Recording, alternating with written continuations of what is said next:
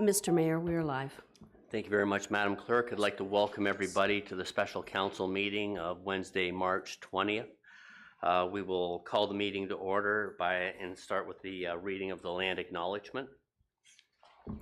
The Township of Oro-Medonte acknowledges that we are situated on the traditional land of the Anishinaabe people, an ancestral territory of the Huron-Wendat. The Anishinaabe include the Odawa, the Ojibwe, the Potawatomi nations, collectively known as the Three Fires Confederacy. It continues today as the home for diverse Indigenous people, including the historic Métis community in Penetangwishing.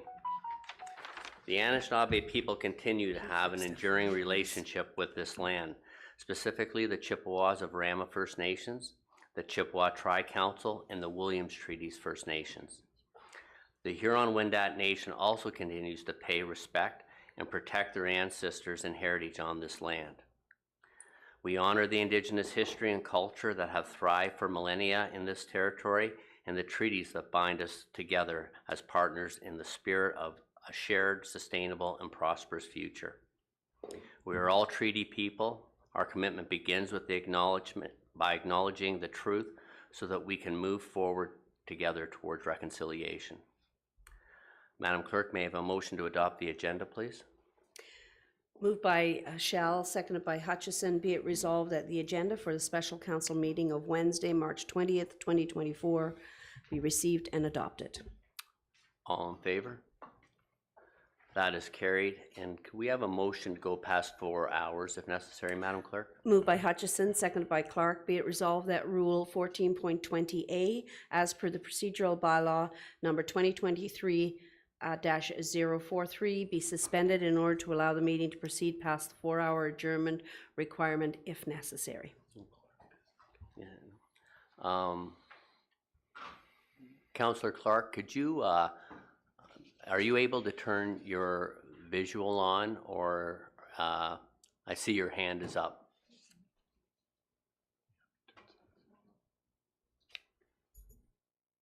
You're muted right now, Councillor Clark.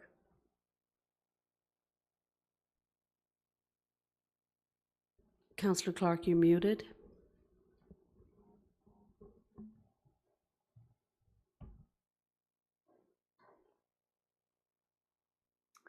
Okay, so Madam Clerk, oops, there he's left. I think he's trying to call back in. So can we continue at this point while we have quorum and then we can? Absolutely.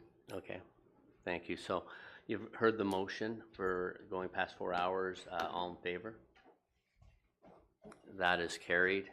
Are there any members that have the pecuniary interest or to disclose at this time?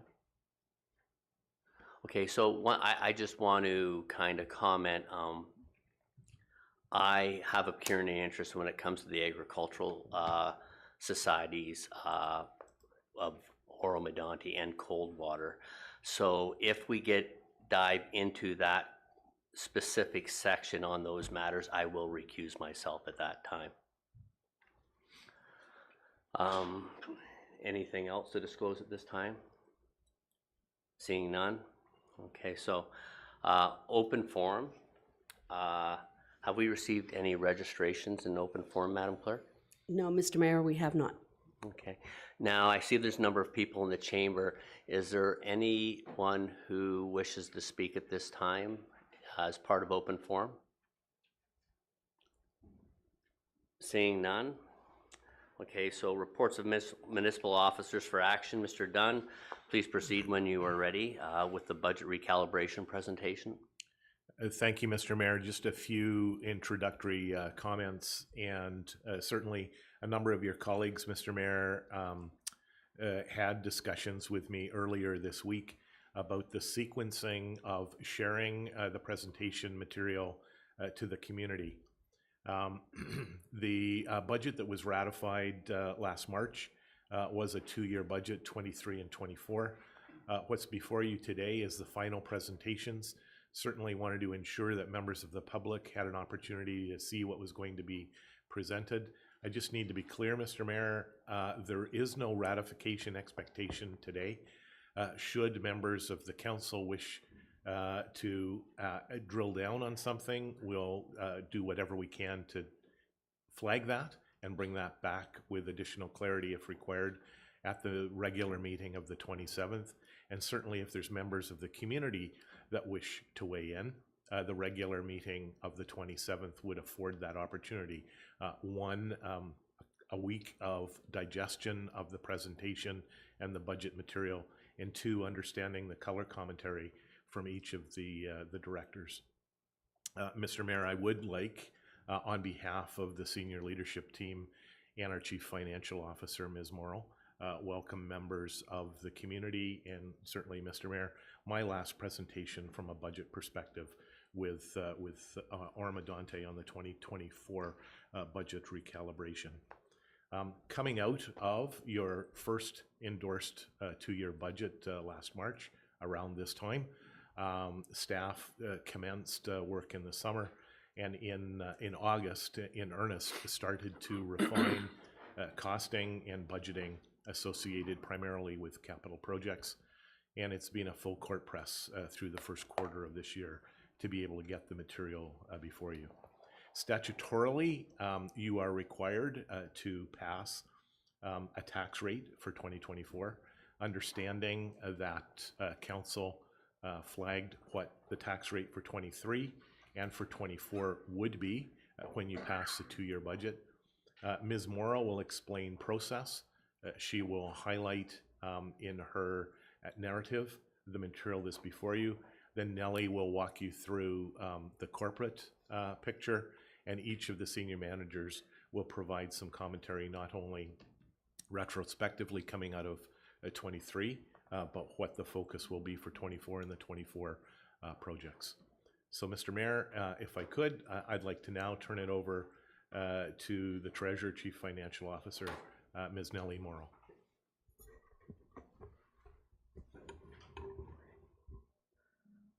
Thank you, Mr. Dunn, and welcome everyone. So I'm going to share my screen with the presentation that has been provided to all of council and the public. I'm going to try and share now.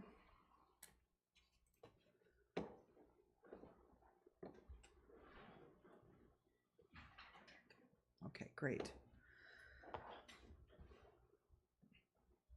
Sorry, just let me reposition my monitor. So as Mr. Dunn mentioned, staff have been working very diligently on preparing this recalibration for council's consideration. The main objective here and the purpose of this meeting is to review the changes that staff is proposing. Hopefully this will provide you with the information you're going to need to approve with the end goal of ratifying our 2024 budget and striking our 2024 property tax rates. So the proposed budget, as outlined, aligns with the council's strategic objectives while continuing to deliver to our community the programs and services the Township of Oro-Medonte is committed to providing.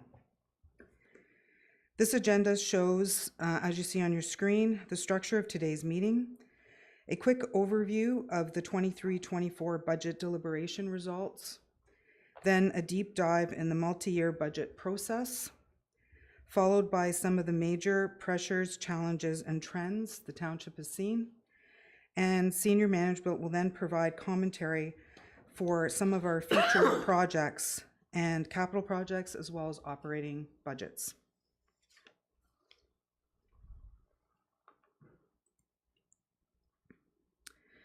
The Township of Council began deliberations on March 9th of last year with several days of budget meetings. A budget open house was held on March 16th with the final ratification of the multi-year budget on March 29th of last year. At that special meeting of council, the result was a 4.5% combined tax rate increase for both 23 and 24 years. As shown here, a homeowner with an assessed home value of $500,000 would have received an increase in their annual property taxes of approximately $202. As a reminder, the blended tax rate includes three components: the township's programs and services, costs of those, as well as the county and the school. I want to highlight that the direction and approval of the county council for the 2023 county tax rate was approved at the time at 3.5%. This was used to calculate the 2023 and proposed 2024 blended tax rate of 4.5.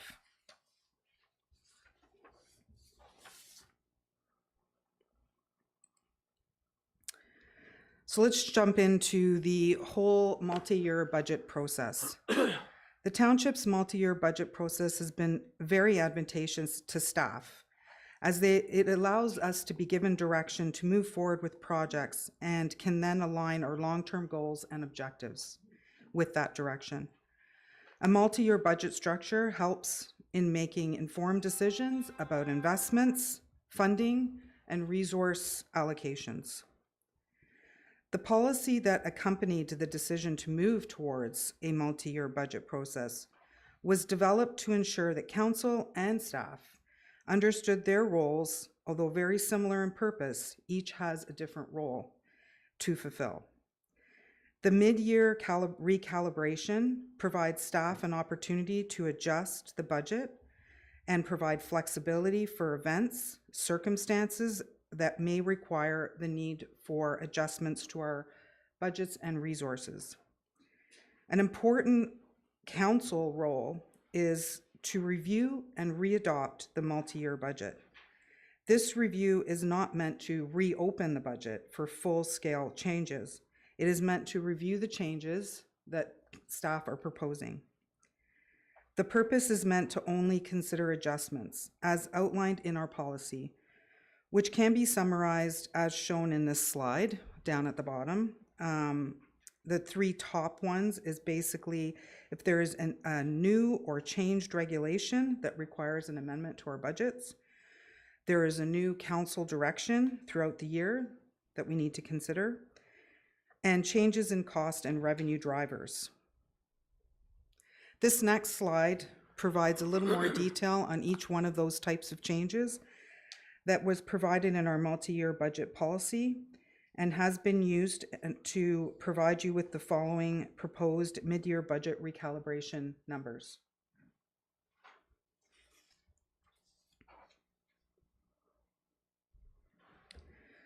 Another section within our policy that I would like to highlight is the requirements surrounding changes to the budget that may be needed throughout the year. This slide here that you're seeing summarizes our policy in that regard. One of the reasons we may require changes is due to capital adjustments. And basically capital adjustments are more sensitive due to their construction season and should not be restricted to just once a year at recalibration for adjustment. Therefore, adjustments may be brought forward throughout the year, as I'm sure you've noticed this year we have done, and council is required to approve any adjustments exceeding $25,000. If an increase is required, it must be offset by a corresponding decrease, resulting in a net zero adjustment to our operating budget. Any increase shall not materially alter a future tax year base budget that has not been received by council's approval. Last two items are that the CFO and treasurer may approve, including how it is funded, up to $10,000 for any line item in the budget, and the CFO or designate may approve, including its funding, up to $25,000 for any line item budget. These authorizations are in place to assist staff in moving forward with operational and capital budget implementations in a multi-year budget structure.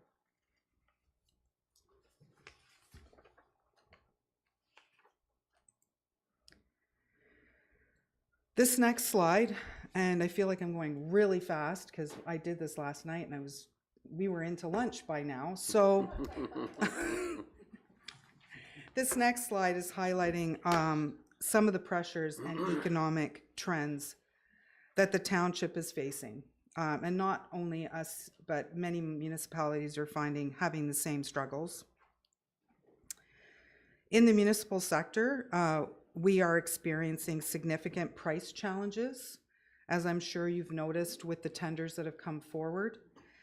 And it's reflected in inflation on the acquisition of goods and services, both in operating and capital. Patterns show that certain commodity prices may decline, although even with the potential of overall inflation declines, as I noted here,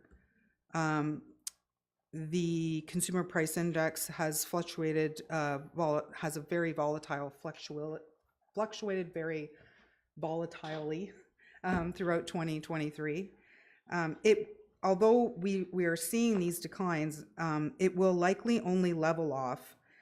Economists are saying pricing spikes will likely continue to fluctuate in the short term, as world events continue to impact supply chains and access to resources.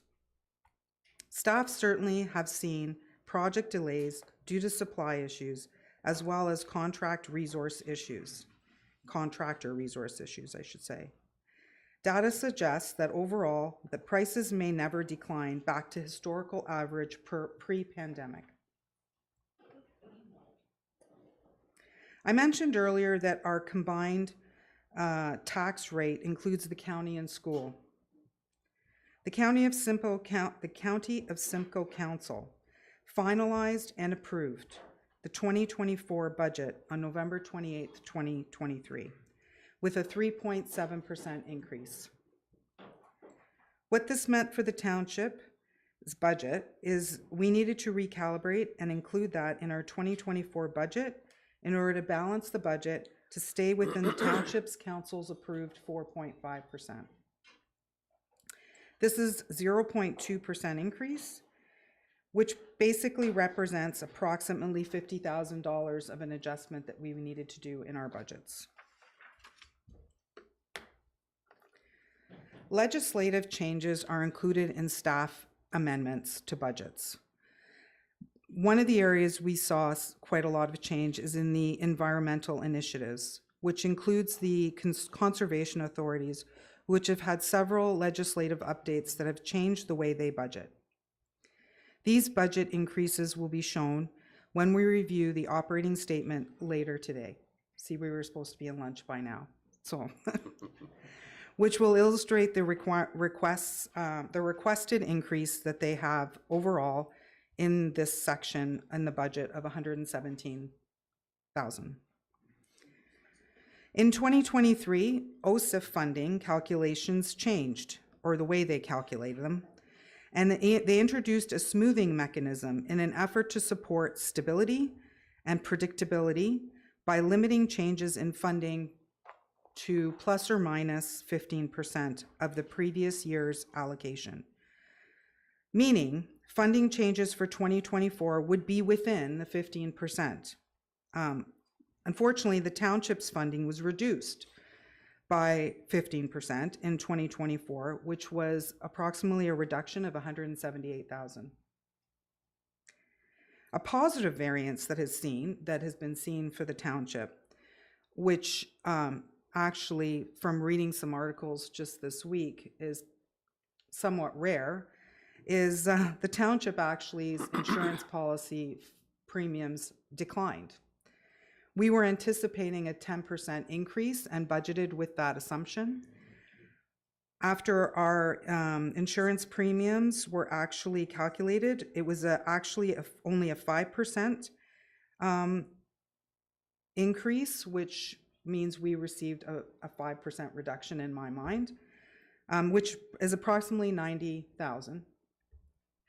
Surpluses from insurance is transferred to insurance reserves and used for years that there is large fluctuations.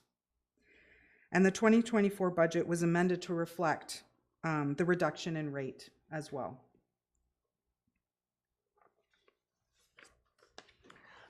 Nellie, my apologies, but what was that number you gave again? For 90,000. $90,000 was the savings on the Yes. insurance? Okay, thank you. And that's compared to budget. So our actual savings, last year to this year, was approximately $45,000. But as I mentioned, we were actually budgeting for, our assumption was a 10% increase when it was only actually a 5% increase.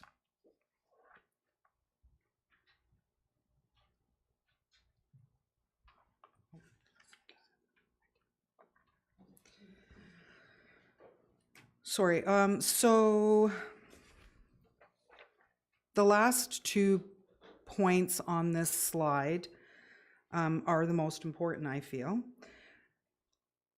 Staffing has an ongoing workplace and workforce challenges have reached unprecedented levels, leading to heightened competition for workers and wage pressures.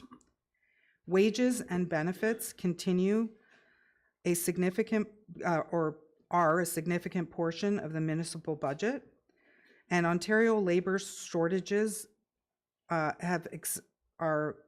at their top. I mean, we're seeing recruitment and retention difficulties throughout all of many municipalities, not just us, and we're having difficulty finding qualified staff, further compounded by raising benefit costs. This slide also provides a short summary about our legal enforcement, and we have seen some increases in our legal costs. The next slide will show that summary, but enforcing bylaws and dispute resolution continues to be a challenge. Wherever possible, actions and alternative decisions to reduce costs for legal expense are made, although in many cases, third-party actions are not under the township's control.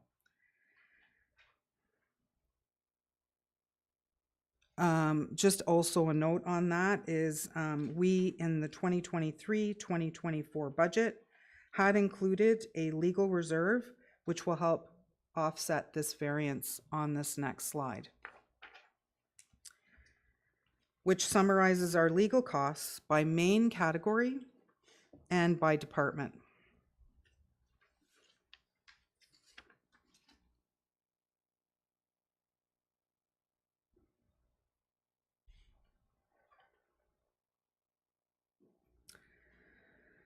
This next slide is our property assessment growth.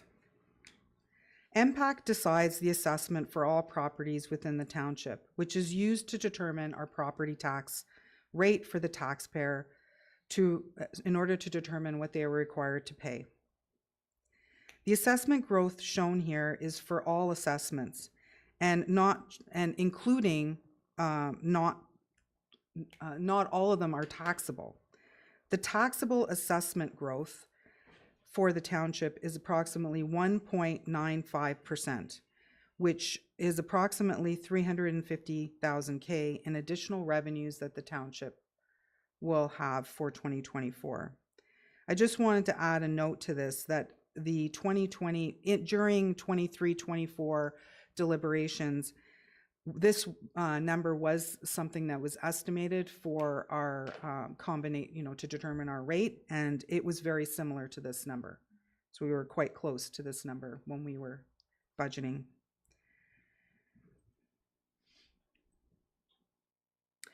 This next slide illustrates, based on staff proposed changes, what a homeowner in the township would have to pay if they owned a home valued at $500,000. So as you can see here, if we were to move forward with what is presented by staff, a homeowner would have to pay an additional $211 approximately on a home valued at $500,000.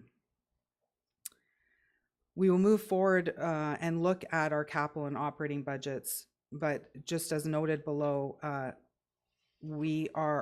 net operating budget, it totals approximately $23.7 million, and our capital budget is approximately $24.9 million.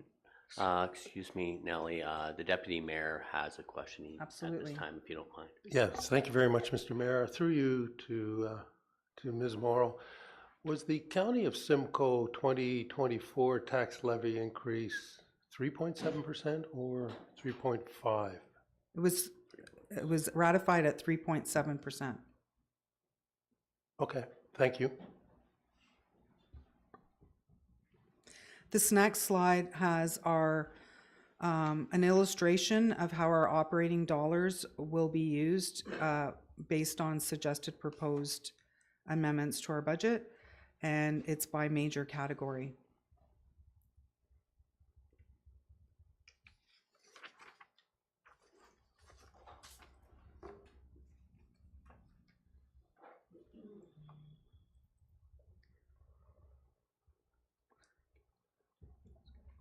Oh, sure. Sorry, maybe before I get into the next slide, does anyone have any questions about what we've reviewed so far? Seeing none, please continue, Ms. Morrow.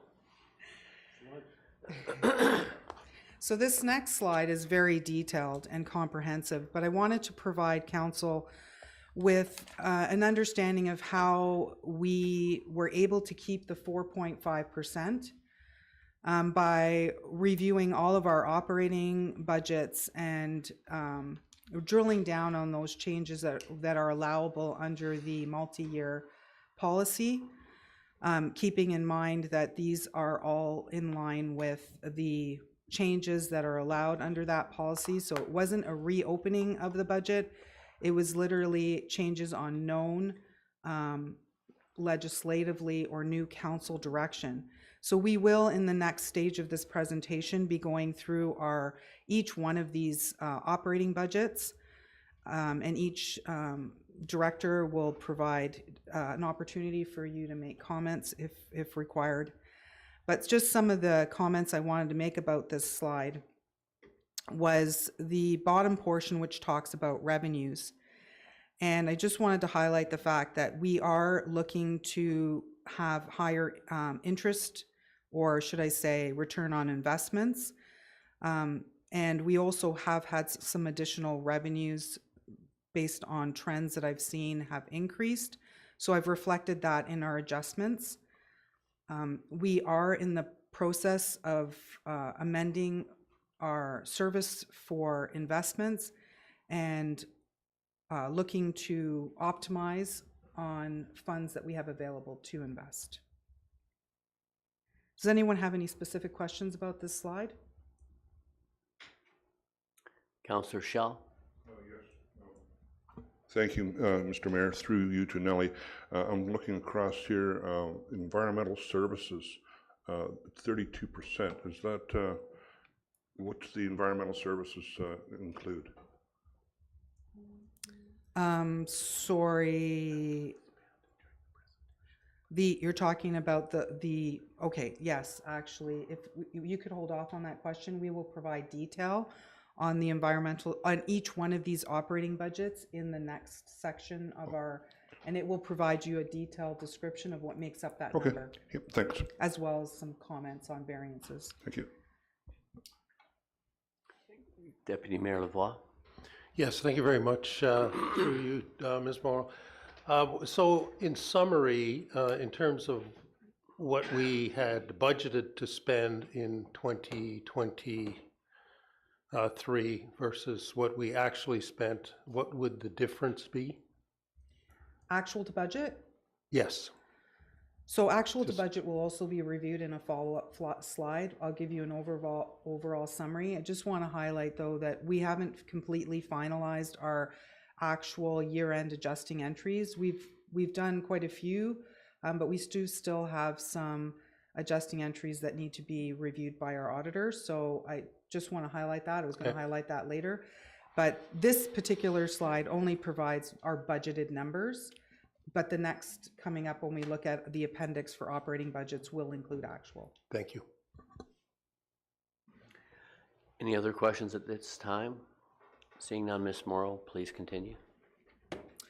Okay, so the next section, we have selected some feature projects.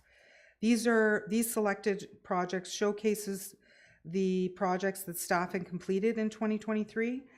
And I would like to invite the leads of these projects to provide the detail, or some detail, more detail about these projects, and be able to provide any answers that, or any questions that you may have.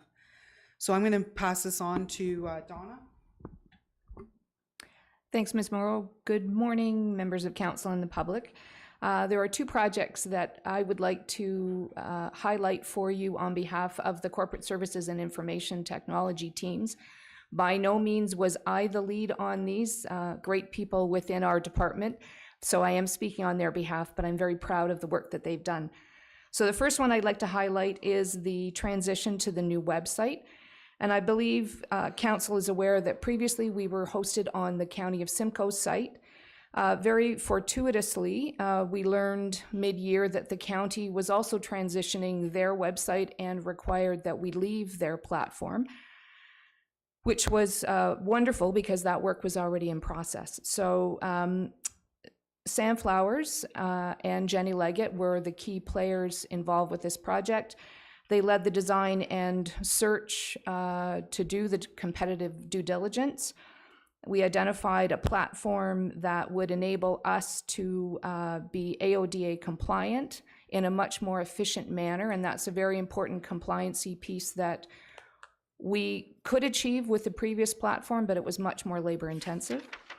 And they were also able to identify a provincial pricing opportunity, which enabled us to deliver the project on time, with an opportunity for both staff and council to do a test run prior to the actual launch.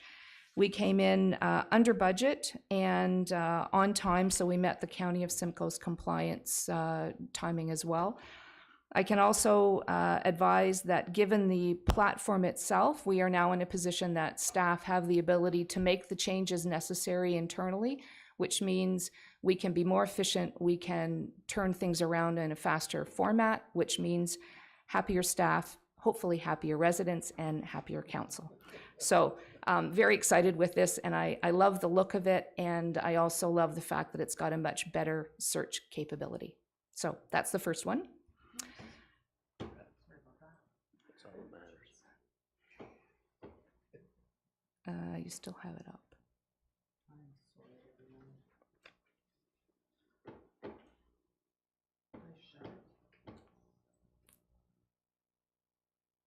So while Ms. Morrow was pulling it up, I know it was in the package, so I'll just continue on because I do have my notes.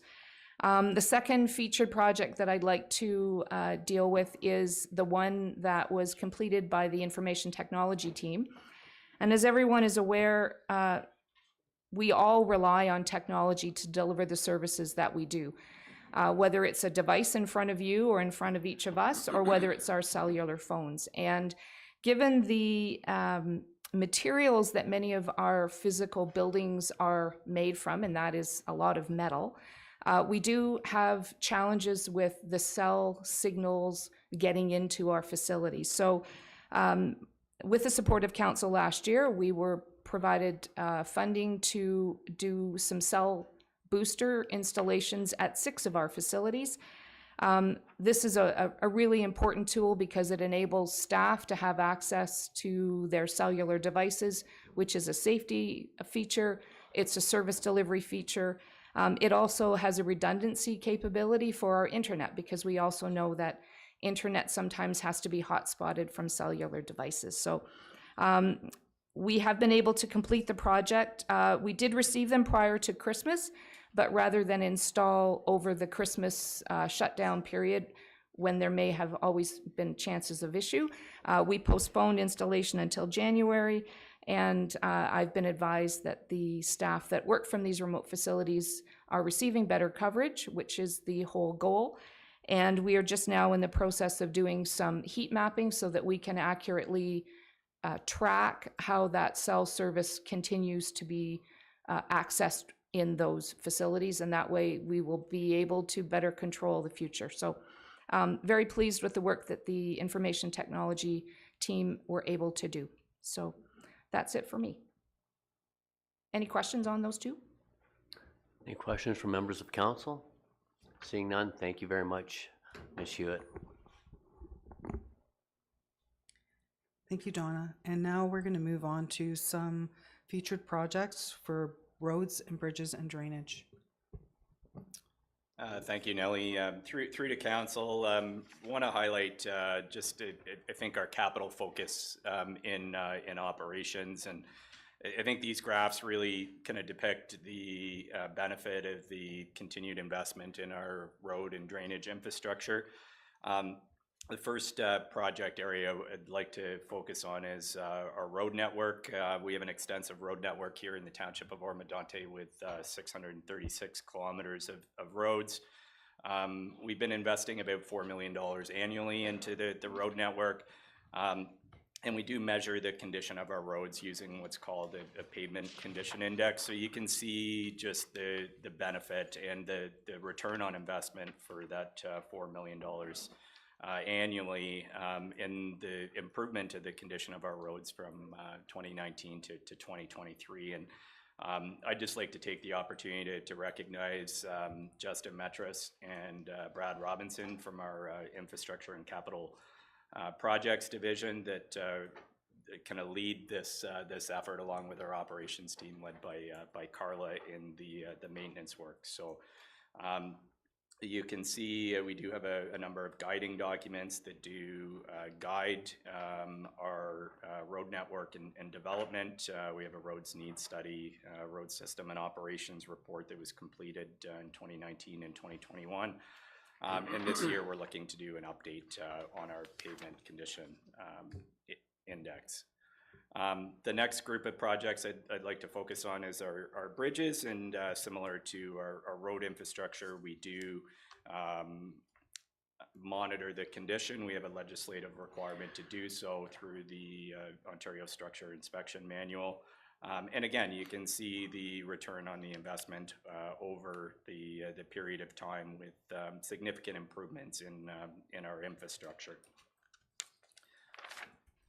And then shifting gears to drainage. Drainage has become an increasingly more important element of our capital program as we respond and adapt to climate change and the frequency and severity of the short burst high intensity storms that we're seeing across the municipality.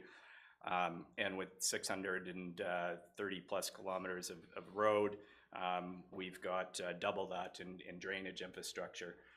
Significant issues with infrastructure being undersized, predominantly around the Lakeshore Road areas, everything from Highway 11 drains down to Lake Simcoe, and some issues up in Bass Lake.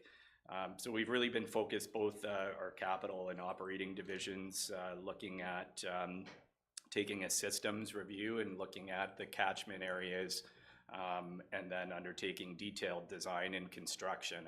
And those are all linked to our capital program and road paving because we want to keep the water off the roads. And again, that maintains the integrity of the road base and prolongs the life of our road infrastructure. So I'll walk through that in more detail. I will say that we're in a good position, I think, with the condition of our roads. So we are, over the next couple of years, really focusing on drainage and trying to address some of these legacy drainage issues that we have in response to the weather patterns that we're seeing and will continue to see in the future.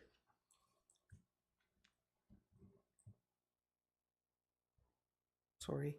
Hi, Michelle. On to you.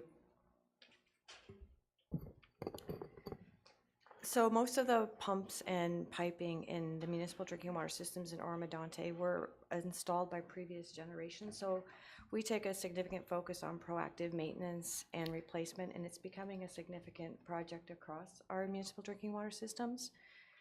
Environmental services staff and specialized contractors always discuss the rationale between repair and replace. Through our QMS program, we track, that's our quality management system, we track repairs, we examine repair histories and operational data. We look at industry trends, we look at changing regulatory requirements, all when we're making the decision to either repair or replace. These proactive pipe and pump replacements are large investments, but these projects are required for continuity in service delivery.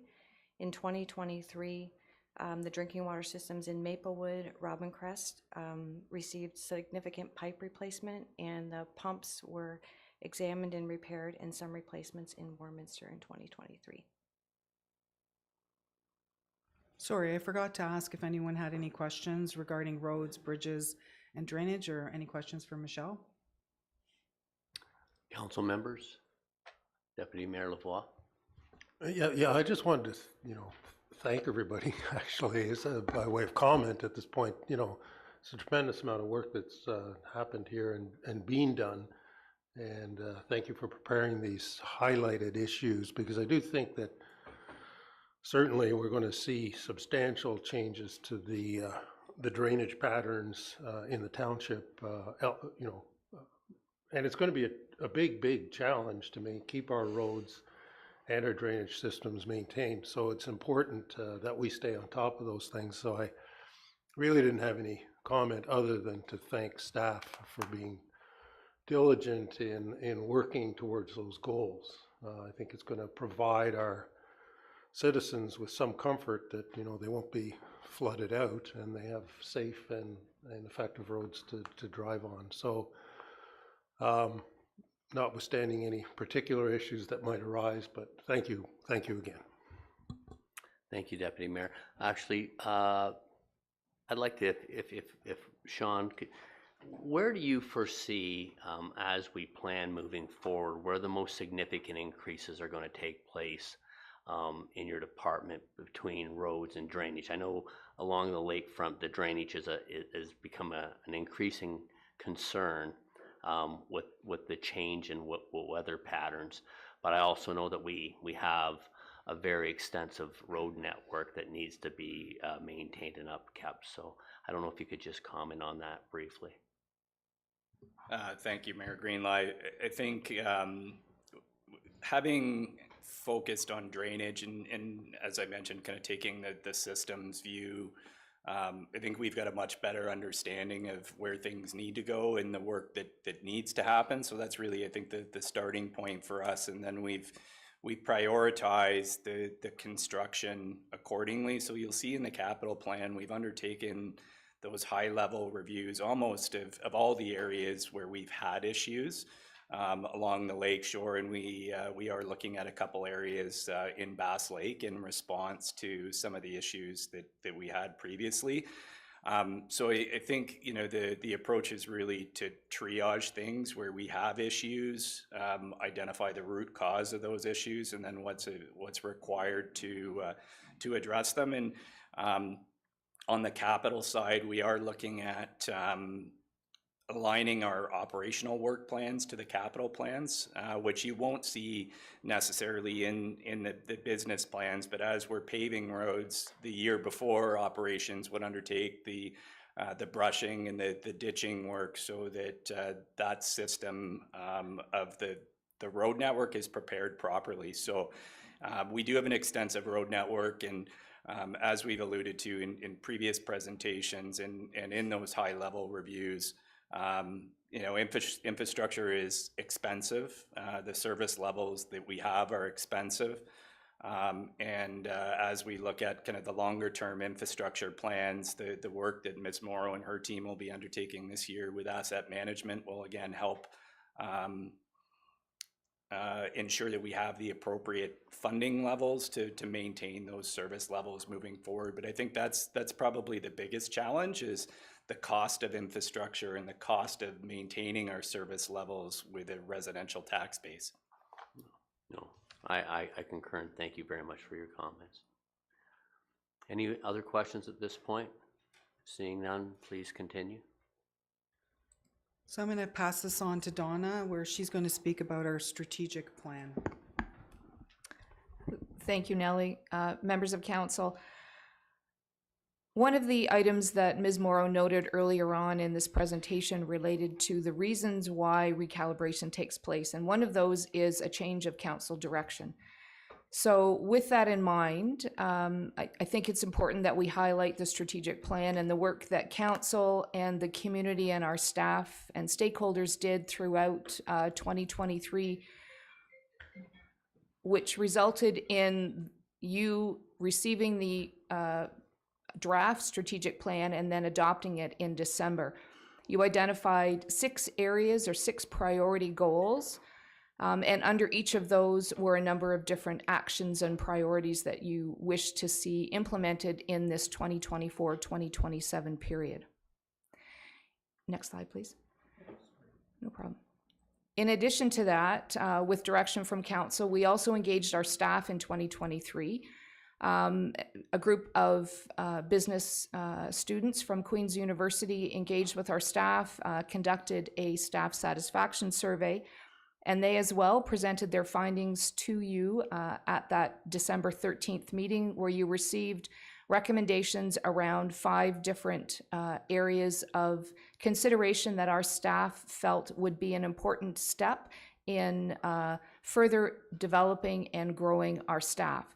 We know that we are a very staff heavy organization, so the success of the organization rests on the shoulders of our great staff. So it's really important that we listen to what they say and incorporate those thoughts into our actions. So as we were looking to complete the recalibration process, the senior management team and all of the teams within our departments looked at the strategic goals that were established by council on the previous slide, looked at the recommendations that were coming from our staff, and really tried to ensure that the department objectives as well as our capital project objectives were aligned. So on the following 2 slides, you'll see the beginnings, and by no means is this the final reporting system that we are proposing, but it does give you a snapshot of how we attempted to align the activities that we were proposing in recalibration to the objectives that you had established in your strategic plan, and as well that came forward from our employees. So it's really meant to act as a snapshot for now. There is significant work yet to be done by the senior team. Once budget's approved, we have business plans and work plans to create that will align to some of these things. But you can see in these 2 slides where the responsibility and accountability sits. That's the columns to the left. And then to the right, you can see the alignment with your strategic plan. So I believe it was the deputy that while we were going through the strategic planning process, he smiled and he said, you know, we have to make sure that these do not sit on a shelf. They need to be implemented. So this is just a visual demonstration of the fact that we listened and we are attempting to align our activities to the directions that you've established. Any questions? And you will hear more on this over the course of the next couple of months, particularly under the direction of our new CIO once that time happens. So I'm open to questions. Councillor Hutchison. Thank you. And thank you very much, Donna. With regard to the employee engagement survey, we've had lots of discussion about this, and I was delighted to see that it came out and that you're applying this back and aligning it to the strategic plan. My question would be, the other key component to that would be reporting back to employees on improvement on areas of concern. Do we have a timeline as to when we're going to be reporting back to staff? Mr. Mayor, if I could, through to Councillor Hutchinson, Councillor, excellent question.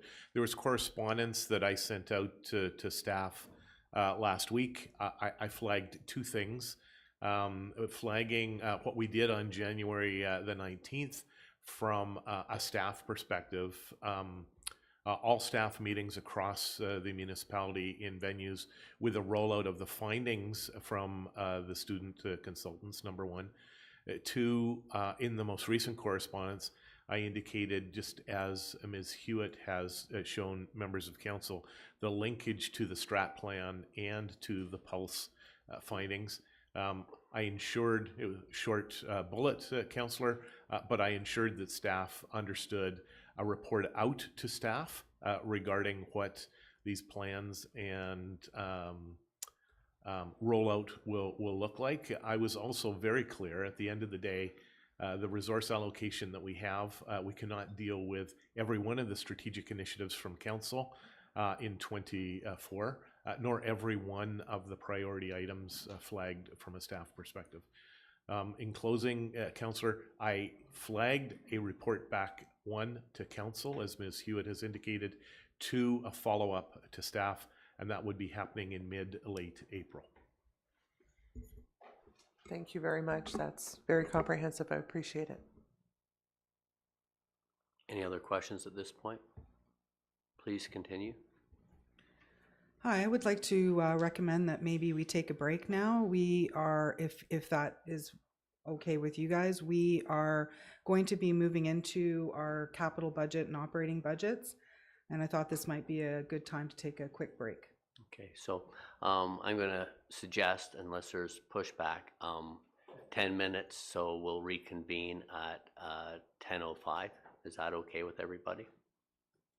Okay, so thank you very much, and we'll be back and we'll recess until 10:05.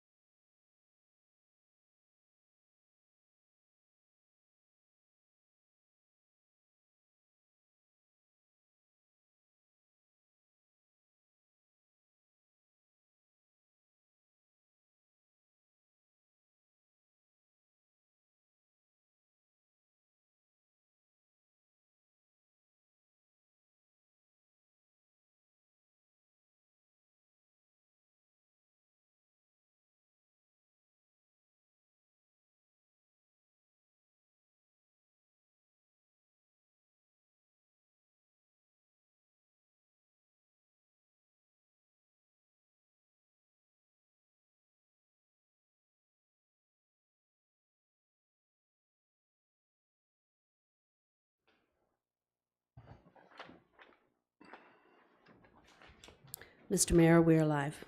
Thank you, Madam Clerk. Welcome back, everyone. Nellie, if you want to continue on, please. Thank you, Mr. Mayor.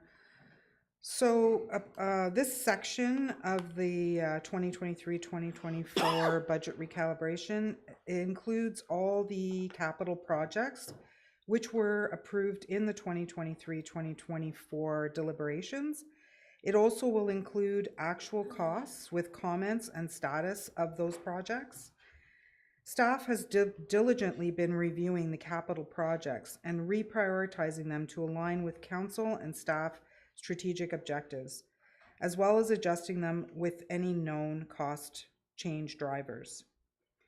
What we're going to do moving forward through these slides is each director will review their sections and they will be commenting on the adjustments to the budget. And an updated capital detailed sheet has been provided to facilitate the review of those changes.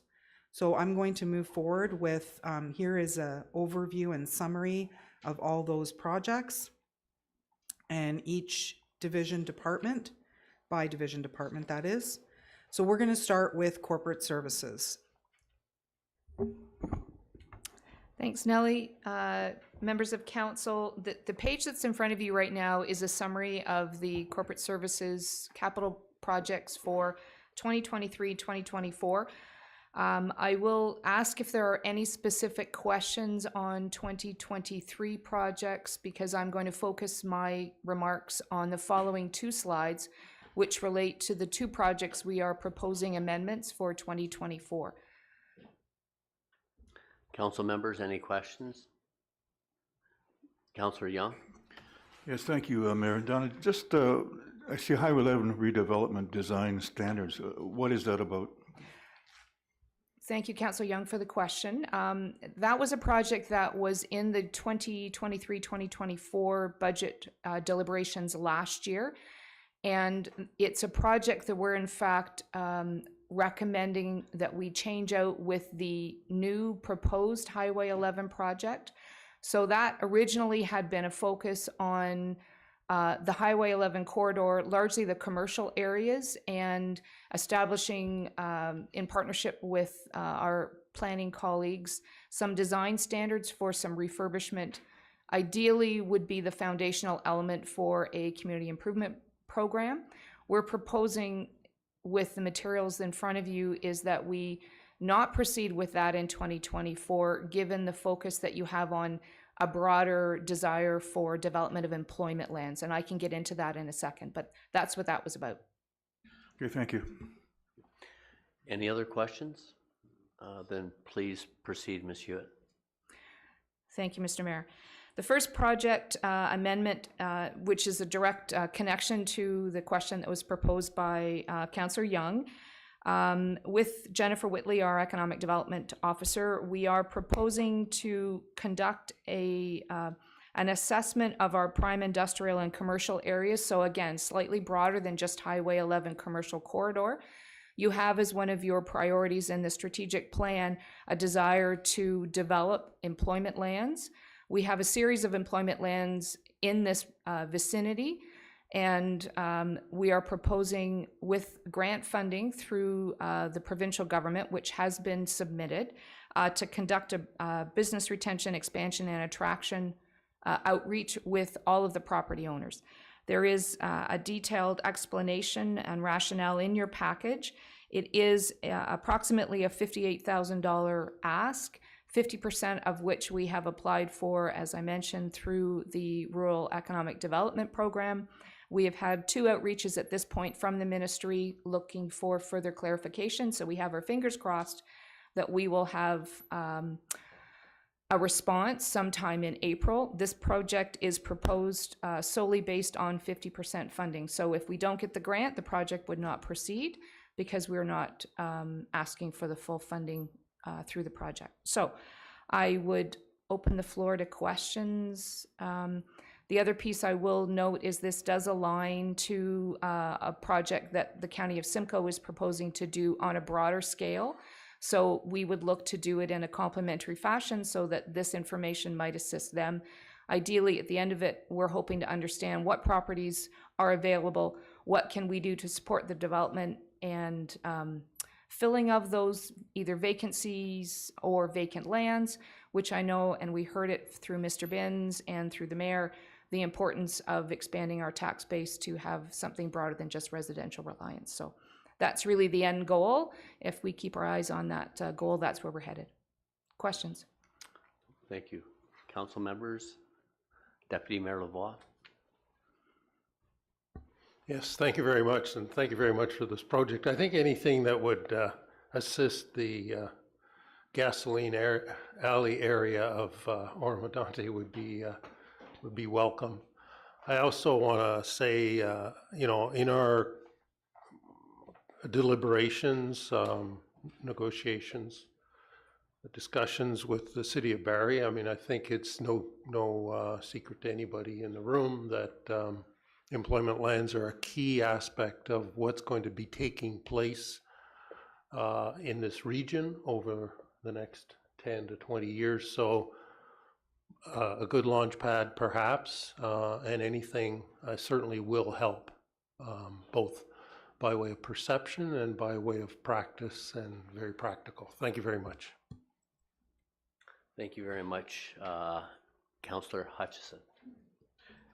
Thank you, Mayor Greenlaw, through you to Donna. Just to clarify, with the grant application, if it's not successful, this won't proceed. Is that how I heard you explain that? Through you, Mr. Mayor, that is correct. Okay, thank you. Thank you. No. And just any other questions at this time? Seeing that, I just in follow up to Councillor Hutchison and Deputy Mayor Lavoie's comments. The important thing is that we need to realize is we're 95% residential tax based, and it's not a sustainable long-term model. It's more, the split should be closer to 75, 25. So, you know, we're definitely welcome to have whether it's industrial, whatever employment lands, but in the right places in order also to maintain the rural agricultural heritage of what Oro-Medonte is about. So look forward, and I'm very hopeful and positive that we'll get the assistance from the government and we'll be able to move forward with those projects. Thank you. Thank you, Mr. Mayor. Anything further on that one? No, please proceed. Thank you very much. The second detailed sheet that I'd like to focus on aligns with the staff survey and the recommendations contained within it. As I noted in the featured projects discussion earlier, we did complete the website project and it was done significantly under budget. We have approximately $43,000 remaining based on the ability to tap into that provincial funding model and the provider that we went with. So this is a request to use a small portion of those unspent funds from the website project. We're calling it phase 2, but to develop an intranet project. And it was, something that's been identified in the 2023 staff survey. And to be honest, it has been identified in previous surveys. So it is something that has been of interest to staff for a number of years.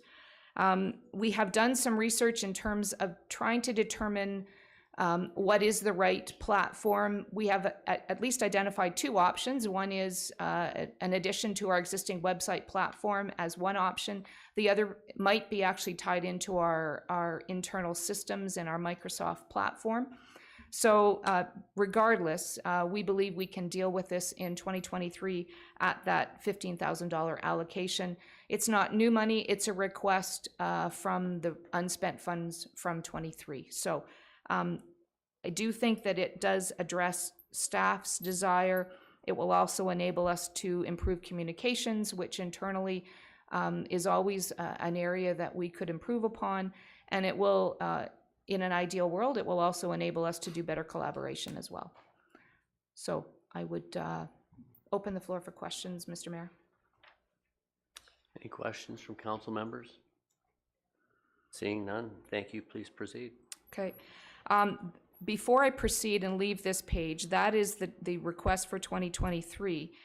2024, I'm sorry. I will note that 2025, there is an additional allocation sitting there. I just draw your attention to it because I do know that one of the items that was in your corporate strategic plan, and I've not prepared a sheet for this because I'm not looking for approval because we're not dealing with 25, but I would identify it as a potential future for a community engagement tool.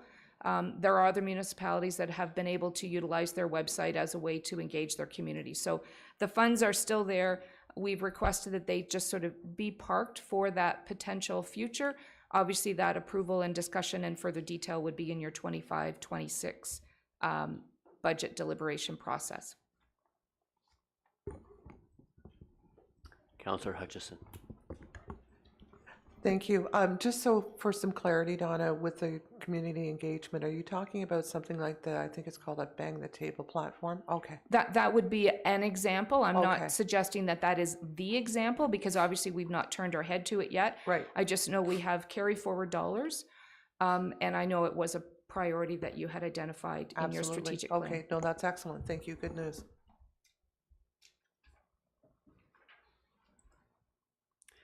So we're going to stay with Donna as she reviews the information technology capital projects. Thank you, Nellie. Mr. Mayor, members of council, again, in front of you is the summary sheet for information technology. There is only one project that I will be spending some drilled down time on. So if there's anything else that's on that page that you wish to discuss or have a question, please feel free to ask now. Otherwise, we'll move on to the phone system.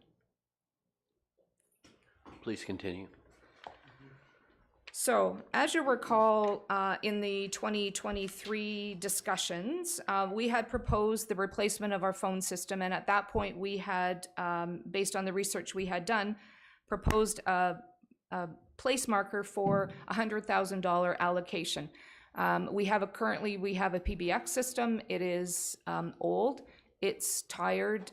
Replacement systems and device and support is very difficult to deal with. And as we have grown, it has posed an even greater challenge for us. And I know that many of you and your residents have experienced the unfortunate situation of being on a call with a member of staff and having a phone call dropped, and it always happens at the most inopportune time, and we all get frustrated. We know we need to replace the system, and last year there was concern raised over the cost. It is a significant cost, and the direction at the time was tentative. Okay, but please come back with further details before we actually give you the nod to go ahead. So, Mr. Daynard, our Manager of Information Technology, has been doing some significant research over the course of the last year. What you see before you is the results of that research. We do have the option of replacing it with a like-for-like PBX system. It is not a recommendation. It is not the direction that the world is headed. It is more expensive, it is limiting, and there are some greater advantages to having a more digital type system. So what we are proposing is basically a Teams-based digital system. It will remove some of the concerns that we have right now with drop calls. It is a much more financially beneficial system to have. It's very easy and it aligns. We've been using the Teams system itself probably for the last 6 months internally. Once we transition from the Zoom platform, Zoom is the only use that we have right now is for council meetings and committee meetings. Everything else is done via Teams internally. We call people on it internally. This is the logical extension to calling for those that are on outside of the organization. The community will not see any difference. They'll dial the number on their traditional phone or cell phone as they always have, but instead of it necessarily ringing on a phone that you would pick up, the traditional wired system, it rings on your computer or it rings on your cell phone. So it seemed to be the obvious next step for us. From an operational perspective, the cost on an annual basis is very, very similar to the existing PBX system. So there is no negative impact to our ongoing operating budget. So that is there before you. Fairly detailed materials are there. I know Mr. Daynard is available if you want to get into some of the technical details, but I am open to questions. Council members, any questions? Deputy Mayor Lavoie? So this is an internet-based IP system, I presume? Correct. Yeah, so, and it will integrate with the Microsoft Office package in a manner that it can integrate with cell phones and other devices so that there's more of an opportunity for staff to respond in different manners. Correct. Through you, Mr. Mayor, to the deputy. That is very well said.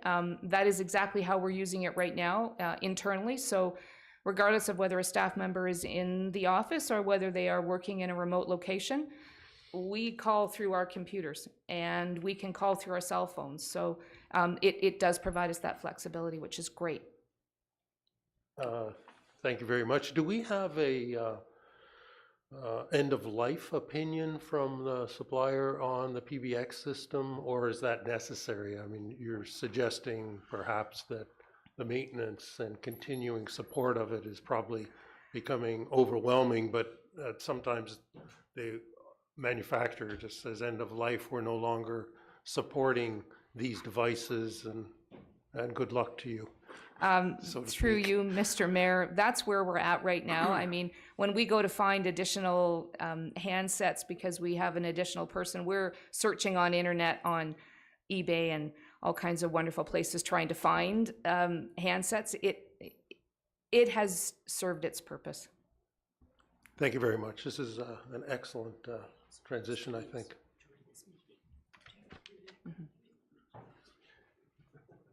Thank you. Please continue on. If there are no further questions, I believe that concludes my capital materials, and I'll pass it back to Ms. Morrow. Thank you, Ms. Hewitt. Oh, sorry. Mr. Daynard, did you have a comment or you want? I see your hand is up. Yes, just wanted to follow up on Deputy Lavoie's question, just in regards to the end of life. The system we have right now, the manufacturer that makes it is no longer making phone systems, and they do not support. So that was just a follow up on that. Thank you. Thank you, Mr. Daynard. It's kind of that 5 feet or 5 years, whatever comes first, guarantee. So anyways, please, Ms. Morrow, continue, and thank you, Ms. Hewitt, for your presentation. Thank you, and through you, Mr. Mayor. This section is the finance section, which is mine. I have these 3 projects that are listed. 2 of them I have requested some amendments to, and I'll focus my comments on that unless there's any questions regarding this sheet that you see in front of you.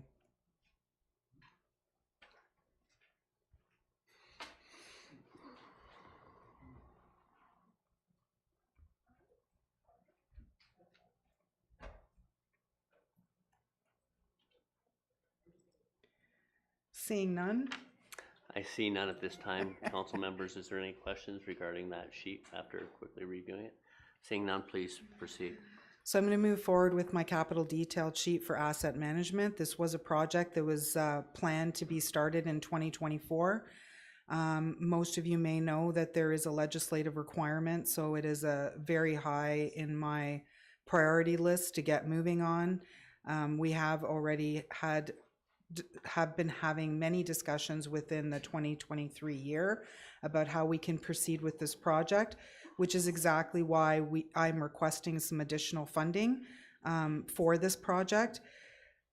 What the additional funding is I'm hoping to be using for is to retain a 1-year contract employee to assist with implementing an asset management system, as well as coordinating with several departments that will be required to facilitate a proper analysis of all of our assets and combining those into a system that all departments can use to help not only with planning, but also for the future in our infrastructure replacement. Did anyone have any questions about this? Seeing none at this time, please continue. The next one is development charges. We did have a presentation in 2023. This was from Watson and Associates. We are in the midst of getting this finalized. This amendment for cost change is simply to bring this project up to the quoted service charge that Watson and Associates had already provided us in 2023, and I just wanted to update you on the total cost of that project, which we are 75% complete and should come to council before the second quarter of this year, I'm hoping. Thank you. So the next section is fire and emergency services.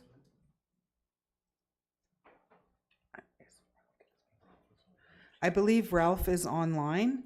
I'm going to see if we can connect with him and to see if he can answer any questions you may have regarding this slide that you see in front of you. Thank you, Nellie. Thank you, Mayor and Council. As you can see, there's several projects here that we are moving forward with, and I'm open to any discussion or any questions on some of these projects.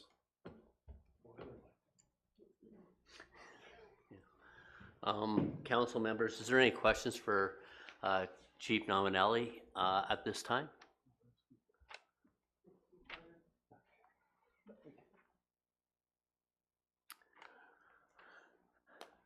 Chief, I don't see any at this time. I guess not to deviate too far off, I just wanted, how is the training going and the certification initiatives that you've introduced? Are they moving along on schedule? Thank you, Mr. Mayor. Yeah, I can give you an update on that. We do have 4 officers doing Fire Officer 1 training this weekend in Aurelia. We also have a couple, I think it's 3 other members that will be attending Firefighter 1 certification training in Innisfil in May. And also we have testing scheduled on April 13th and 14th to get approximately 40 firefighters certified in Firefighter 1. And we're also moving forward with getting dates and providing study packages to the members to have their Firefighter 2 complete by the end of the year. Perfect. I want to commend you and thank you and our fire services members for all the great work you do, and as you strive to get everyone fully compliant and trained to the level we want to provide for our residents. So are there any other questions at this point for the chief? Or seeing none, I hope you enjoy the weather. The deputy it seems to be somewhat envious, but he'll get over it, I hope. Yeah. Thank you, Mr. Mayor. I just want to also say that you have there's a great bunch of dedicated individuals that are part of Oro-Medonte Fire Emergency Services that keep the citizens and the visitors into Oro-Medonte protected. Okay, well, listen, enjoy your time in Florida and safe travels back, and thank you very much for making yourself available. Through you, Mr. Mayor, I do have an adjustment on one very important project that is very important to Station 5 in Warminster, and again to the Royal Canadian Legion, with the generous donation that they made for $225,000 towards a little rapid responsive vehicle. After taking over this portfolio, further investigation, I found that the $225,000 wasn't enough to buy the truck, and a similar truck in that picture. So I'm looking for an additional $75,000 to fully equip and purchase this apparatus. We do have one already picked out and it's on the assembly line. I just looking forward to getting the support for the additional 75,000, and also once this vehicle is put in service, we'll be able to eliminate support 5, which is in Warminster Station 5, and we will be putting it up for sale and hopefully get some proceeds that could offset the required additional funding. I'll take any questions if any members of council or the mayor would like to ask. Okay, thank you, Chief. Just do you have an idea of how much to sell the vehicle would offset that funding by? Is there any kind of ballpark? Through you, Mr. Mayor, the vehicle is an older vehicle. Sorry, I don't have the year of it off my handy here, but it might be, maybe approximately $10,000. And again, this would be put on auction, so we don't know what money we will be getting. Okay, no, thank you. And I don't want to leave this item without thanking the Warminster Legion for that very generous donation in order to help make this a reality. So appreciate that. Any questions from council members regarding what the chief is proposing as the amendment to the budget? No. Seeing none at this time. Chief Dominelli, so thank you very much again for making yourself available, unless you have anything else you want to add at this time. Through you, Mr. Mayor, there's one more. This is the new item that has happened, what I've discovered being at station at the headquarters. We've had the roof leaking for some time, and an area where where fire equipment stored. So we did have a contractor come in, and there's some leaks that need to be repaired for approximately $13,000. And also we've had a couple of all the lighting in Station 3 is the fluorescent type, and we've had a couple malfunction on us, and we've had the township's electrician come in, and as you can see from this document, that the cost of repairing it'd be more cost efficient to replace it with LED lighting. So I'm asking for, we did have the electrician contractor come in asking $11,300, and then as you can see, we investigated a grant opportunity of $810. I'll take any questions from the mayor, members of council. Members of council, any questions regarding this? Deputy Mayor Lavoie. Yeah, but the only question is whether or not it's a capital issue or operating budget, if it's a repair to a building. Through you, Mr. Mayor, due to the value of these repairs, I felt it was appropriate to show this as a capital project. Although we call them capital projects, not all projects are really capitals. For example, studies are also included in this presentation, although they're not really capital, but it's just a way to highlight to council some of the one-time major costs that are happening, and just get your approval to move forward with those, as this isn't something that would happen every year. Supplemental? Yeah, just by way of inquiry, I suppose, do we do building envelope inspections as part of our maintenance, or who would that fall with? Through you, Mr. Mayor, to the deputy, we do. We have under the community service portfolio, the facility portfolio, we have undertaken building condition audits, and you'll see some of the repairs are informed through those. And I think as we look at advancement of our asset management plan, we'll extend that into the fire facilities that haven't had that completed yet, but I think that would be the starting point for sure. Thanks. Thank you, Mr. Binns, and thank you, Deputy. Any other further questions? Seeing none. Mr. Dominelli, once again, I don't want to say, thank you, and because you may have another slide that I'm missing. So, so I'll just say, would you like to add anything at this point? Through you, Mr. Mayor, no, I appreciate all the cooperation I'm getting from all the different departments, and look forward to continue working with council and mayor and the senior management team. Okay. Well, thank you very much, and thank you very much for all the great work you and your team are doing. Thank you. Okay, so Nellie, if you want to continue. Yes, okay, so the next part of this will be for the roads, concentrate on the roads and bridges projects.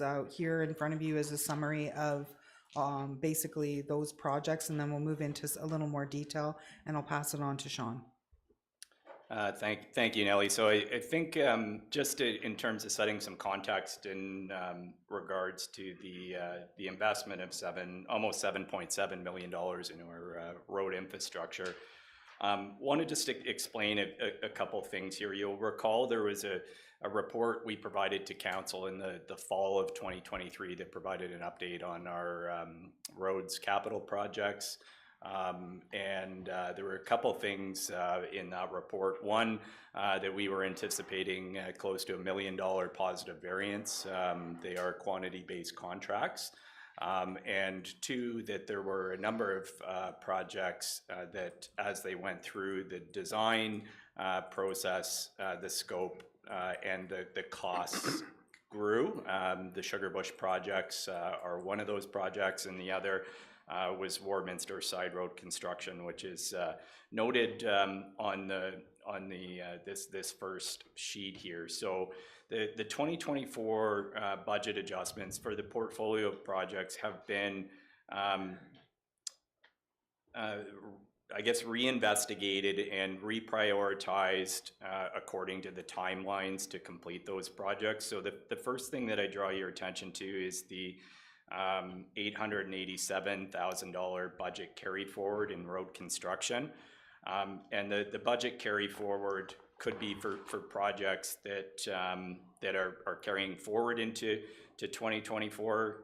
In this case, this is a positive variance. So we've rolled over that funding of nearly $900,000 to fund the additional projects that you see in road construction and the additional $2.1 million that is added to the road construction program. You'll also note that Warminster Side Road construction, there's a favorable variance according to what was planned for 2024, and I think as council's aware, we're going through a Class EA process that requires land acquisition, so that project's been pushed out a year. And then again, looking at prioritized projects for road construction, I'll go through those changes in detail to the adjustments of $2 million and some slight adjustments to the drainage program, and some really good news, I think, on the traffic management side of things. So I'll shift gears to the bridges and culvert slides. These are all projects that are informed through those biannual OSM engineering inspections. The only change from planned 2024 budget is a slight adjustment to Bridge C27 to reflect the design and anticipated cost to complete that project. Is there any questions on any of the bridge projects? Council members? Seeing none.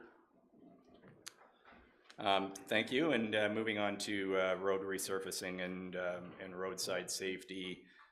Again, a few minor changes to what was planned for 2024, an additional $16,000 for guide rail, our annual guide rail program, and that's just to reflect the anticipated costs. And I will say, on the 27th, we do have a sense of what market pricing is. We have closed a number of these tenders, and there will be reports coming to council the end of the month. So we have validated the market pricing to budget for the projects that have gone out. So there's little risk, I think, for sticker shock after going to market.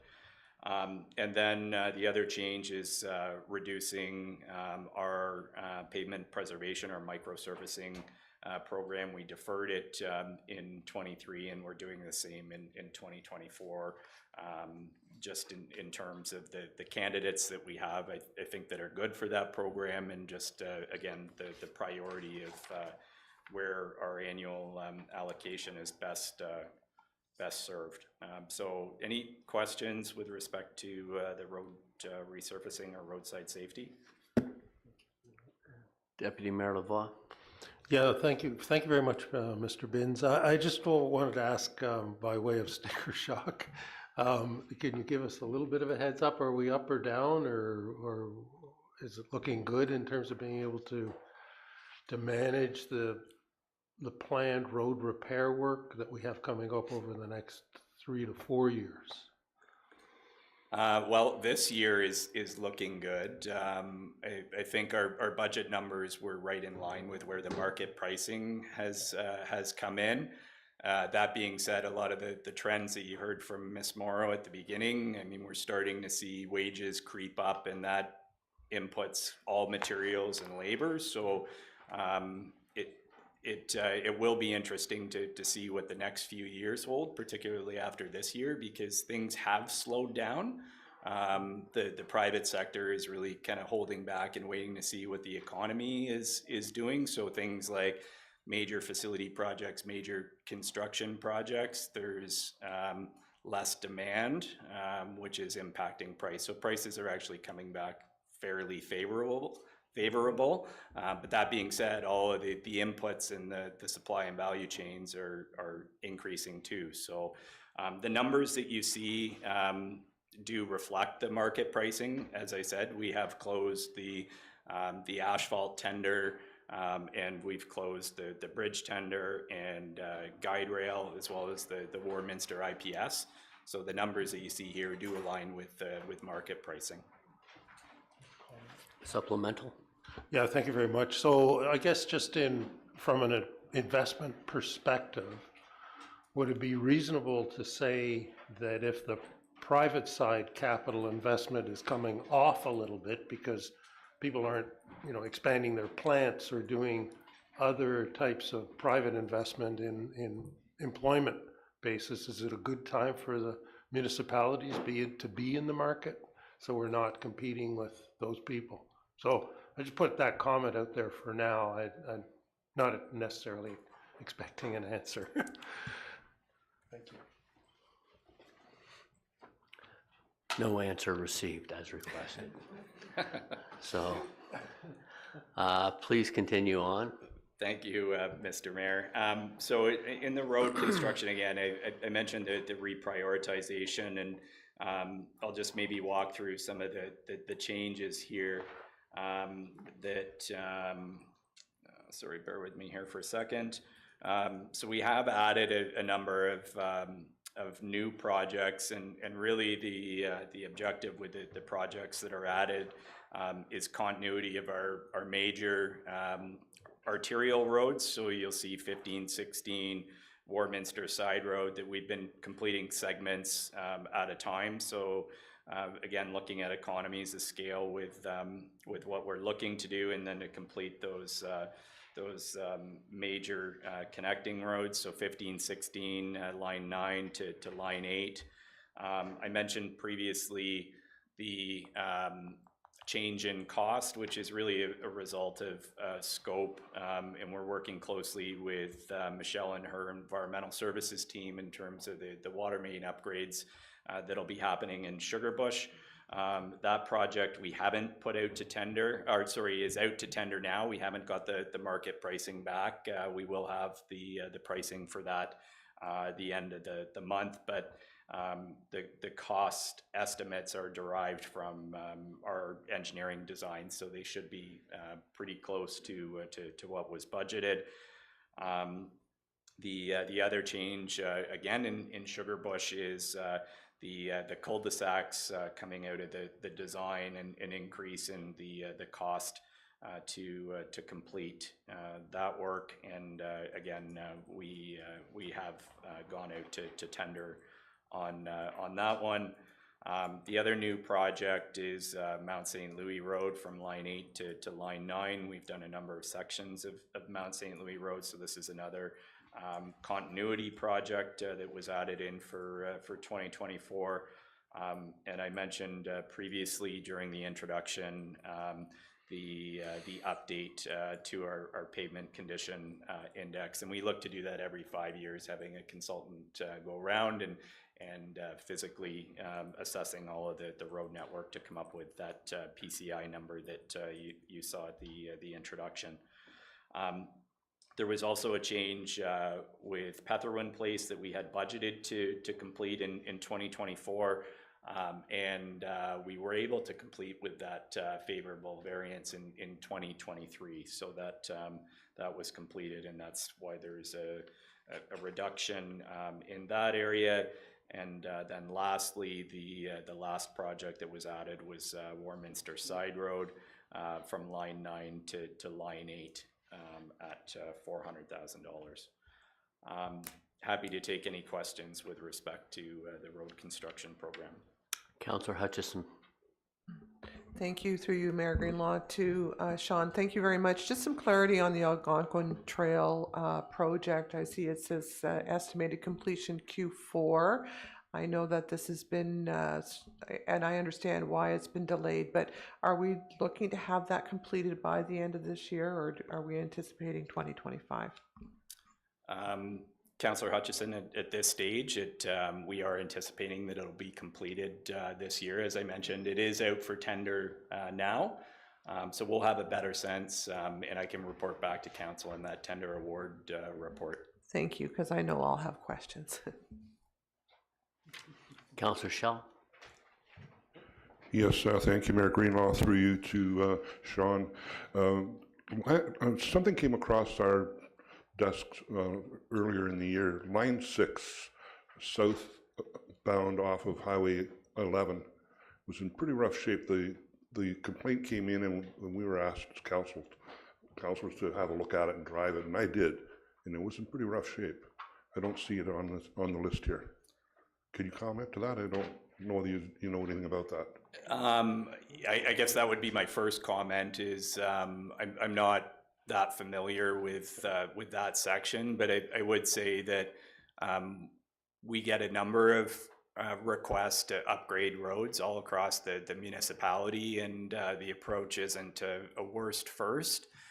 We do kind of look at things from a risk perspective, as I mentioned before. A program that involves being prepared from operations, doing the requisite drainage work, and then completing the construction. But we can certainly have a look at that in the updated 5-year plan that we'll be turning our hand to. There are a number of, as I mentioned, number of roads, and we can follow up with you specifically to be able to respond to that. But it isn't in the plan for this year, again, based on priority. Yep, thanks. I know we got a lot of roads.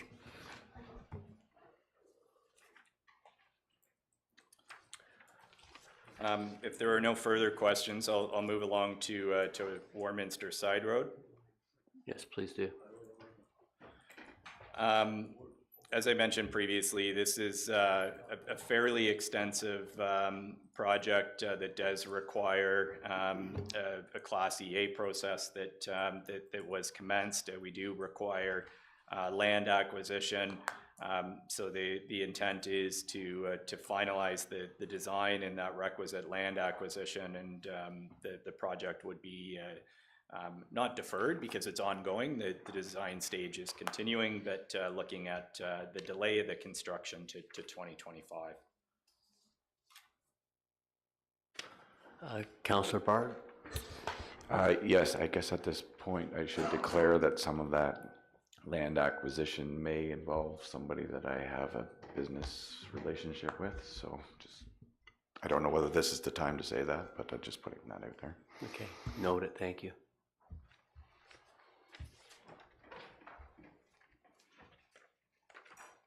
If there are no further questions, I'll move along to drainage. You can see on the capital program here that there are a number of things going on with drainage. I mentioned previously triaging where we've had issues. We did have issues in a number of areas last year, but at the same time also really happy to report that in areas where we had issues and we undertook drainage work, we didn't have issues. So the work that our team's been undertaking has achieved what it set out to do. So I'll maybe just highlight the adjustments here. We have added detailed design in, and this is coming from the catchment area review that we completed this past year, but detailed design and engineering for outlets between line 5 and 6 on Lakeshore and line 6 and 7 on Lakeshore. And this is connected as well to our multi-year capital program that as we look at Harborwood and the residential roads in Harborwood, again, the drainage work completing and phasing in the program as it relates to paving of those roads. It has been one that we've received quite a bit of I think attention from residents just in terms of timing for the rehabilitation of that road. So that is our plan both on drainage and the reconstruction of those roads. The Lakeshore Road line 12 to 13 outlet and design construction.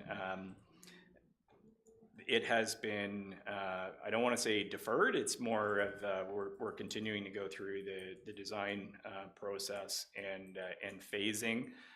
And a number of our limitations along the lakeshore are our existing properties that we do need outlets to the lake. In a lot of areas we don't have sufficient outlets, so we need to look at land acquisition and easements and those types of things. So it is a little complex that as we get into detailed design, it may defer some of these projects as well, but again, it's looking at what's required for outlets and trying to address the root cause the best that we can within the limitations that exist for land.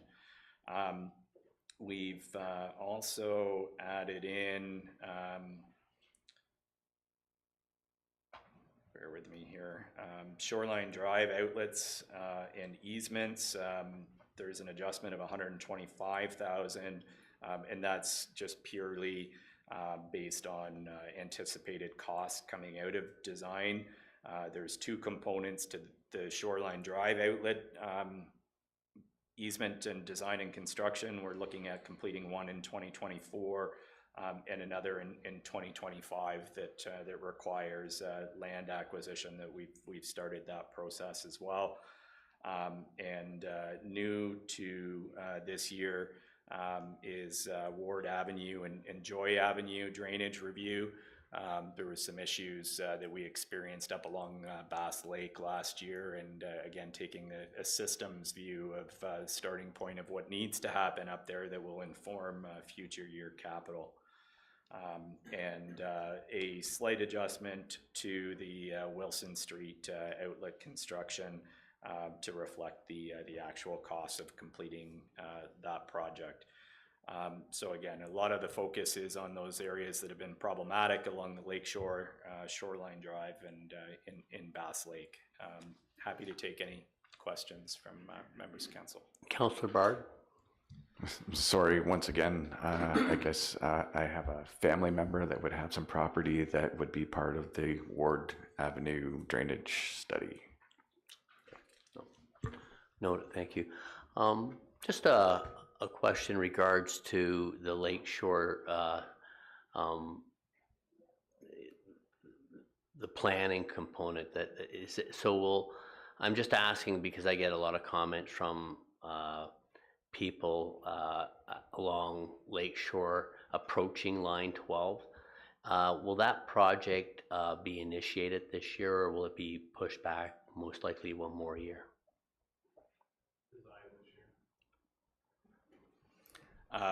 Through to you, Mr. Mayor, it'll be designed this year, and then future years' works will be informed from that review.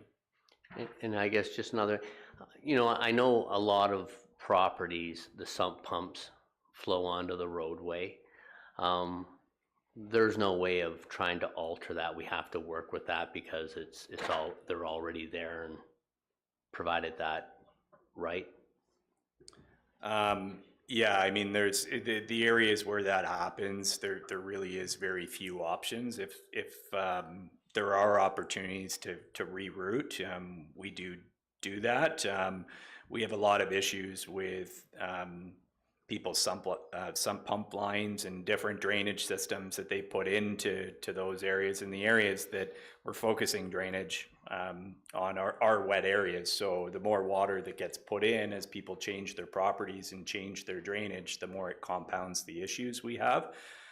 So we do try and rectify those issues the best that we can within the changes that happen there, but it isn't permitted to do that. They can outlet overland into the ditch, but they can't alter drainage in a way that impacts our drainage system. So there are a number of existing conditions that we try and work within, and certainly work with the residents and some of the issues that they're experiencing on their properties as well. But again, the purpose of our drainage network is to drain the road network. No, perfect. Thank you for that clarity. Any other questions for Mr. Binns at this time? Councillor or Deputy Mayor Lavoie? Yeah, just generally speaking, are we pretty much on target for the 2023 to 2027 capital budget with regard to road repaving, rehabilitation?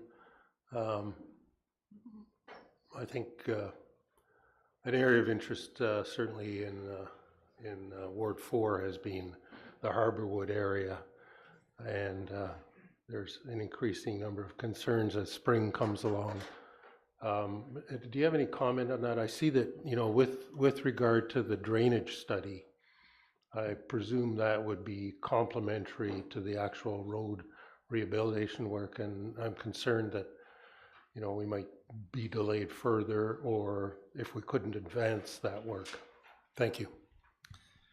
Through you, Mayor Greenlaw, to the deputy, yeah, we still are on target for Harborwood. We will be taking another look at our 5-year plan, and again, looking at how costs have changed since it was originally developed, and I think completing these engineering design assessments better inform the actual costs as well. So we're certainly aware of the projects that I think have those touch points with our residents, and that's certainly one of the factors that we look at prioritization. But we will be back before council in the 2025 and 2026 budget with an update in terms of that 5-year plan. And as Ms. Morrow had mentioned, as we get our asset management plan, we'll be looking at beyond a 5-year capital program and looking at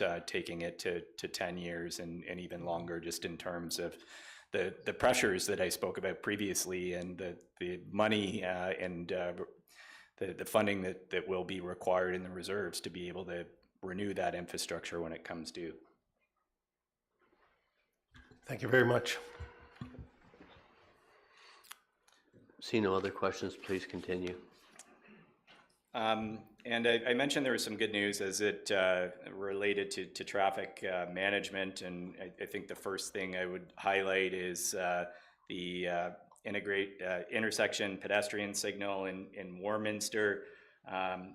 This has been a long-standing project for many years, and through the work of council in advocating at the provincial level, I finally received an agreement from the Ministry of Transportation, and the ministry has agreed to pick up all of the costs associated with the project. So the budget has been amended to that end, and there is offsetting funding that will receive from the province. The township would administer the the tender, the contract administration and completion of the project, and then would be reimbursed by the ministry following that. So I think that's just a really good news story for the community of Warminster as it continues to grow. I think that's all the amendments for adjustments rather for 2024. And there is a report that'll be coming to council to award that tender at the end of the month, and it's being reviewed by the Traffic Safety Advisory Committee tomorrow evening.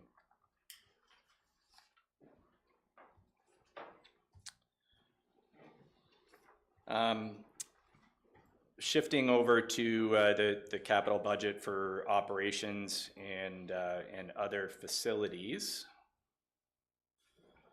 If we could shift slides.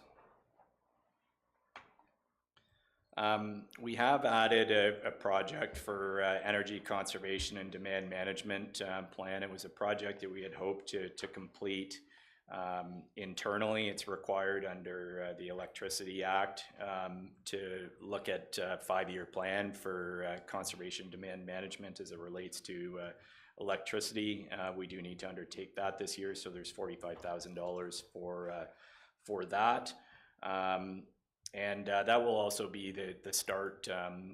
Michelle and her team, Michelle does have a student this year that will be starting some work on climate action.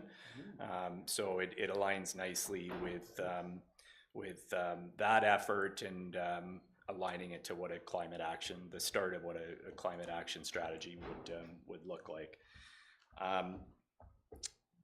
Deputy spoke about upgrades and building condition audits previously.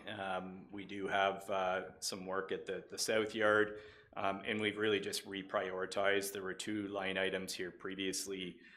We've adjusted the budget for the South Yard plumbing upgrades, and we really want to have a longer term view of what accommodation needs are going to look like for our yards, just dealing with the priority issues first as we finalize a long-term plan for life cycle on those facilities. So that's adjusted within an allocation that we have a few lines down, the North and South Yard repairs. And then lastly was a project that council received a report on the 8th of November relating to accommodation for municipal law and the use of the Shanty Bay Fire Hall. So design is underway to look at the long-term plan for accommodation of municipal law in the former Shanty Bay Fire Hall in the village of Shanty Bay.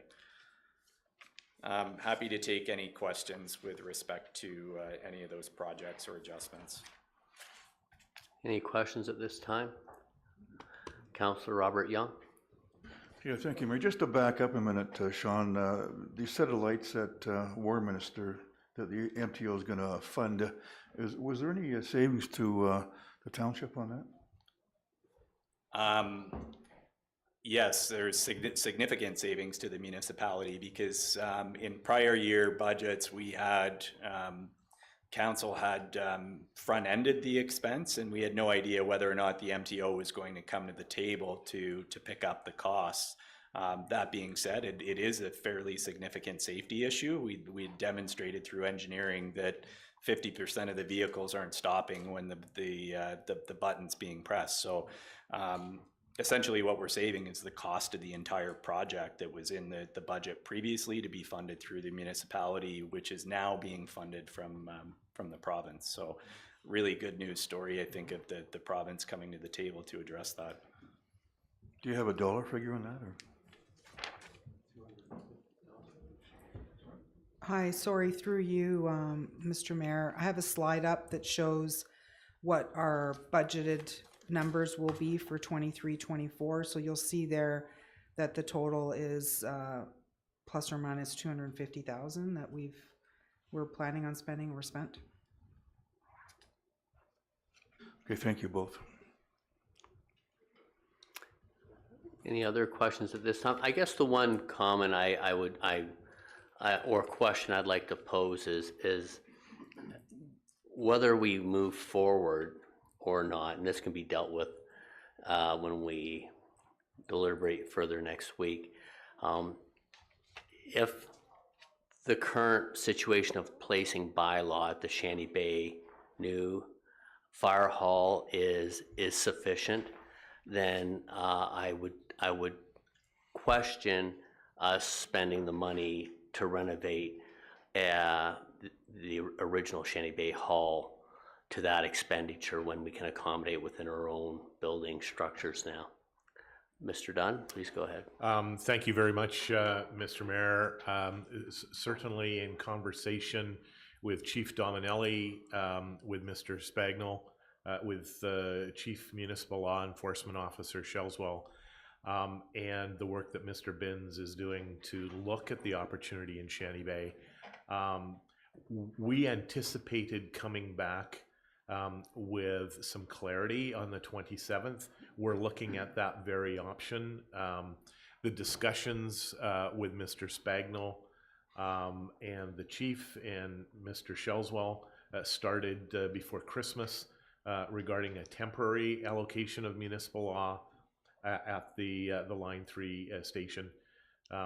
We hope to be in a position to be able to make a recommendation that perhaps that can be postponed for the 23-24 cycle.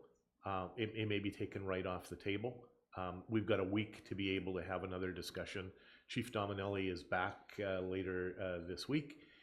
We'll be following up next week early and be before you on the 27th with a suggestion regarding this particular capital investment for the retrofit at the Shanty Bay station. Yeah. No, thank you very much. Yes. Councillor Clark? Hi all, apologies for the lack of video today. Can you hear me okay? Yep, you sound great. Go ahead. Awesome. I just wanted to provide some feedback that I've seen from residents who have seen the idea floated in the Shanty Bay community specifically, and I think a large proponent of them are just excited to see some movement in there, whether that be municipal bylaw or another purpose. There is excitement for that to then be used rather than sitting idle. Just providing those comments, so thank you. Yeah, no, I appreciate those, and I concur. That is, I know the community has reached out a number of times about what are we doing with it. So I think that's great, and it's great news that we're looking at, you know, if there's another solution that can help us maximize the floor plans of, or the utilizing the floor space of the buildings we have. CAO Dunn. Thank you, Mr. Mayor. If I could I just ask if Chief Dominelli and Mr. Spagnell have any additional comments there? It is front and center for our discussions early next week, but Mr. Spagnell, Chief Dominelli. Through your worship, and thank you, Mr. Dunn. I think there's been an ongoing conversation about the ability to accommodate bylaw enforcement on a temporary basis and on a permanent basis. I think from staff's perspective, to have further discussion to try to align and to try to provide council with additional information and clarity would be useful for the 27th. Just as background, the focus on utilizing the Shanty Bay Hall was a focus to look at a long-term solution for bylaw enforcement, but also consider possible avenues for future servicing for other type services that the municipality may provide.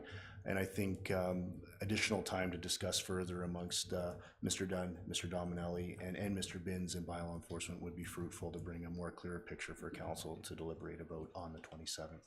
Thank you. Thank you very much, Mr. Spagnell. Anything else you'd like to? I'm sorry, Mr. Dominelli, I have to scroll through to see. Yeah, through you, Mr. Mayor. Yeah, we've been, a couple of weeks ago, we did meet with Mr. Shelswell and showed him the space up there. And I know he saw it before. We had discussions. And again, like everybody has said, I think a further review and whether the space in the station there meet the needs and we'll have that discussion and bring something back to you. Much appreciated. Any other questions from members of council at this time? No, so may I ask that you just continue?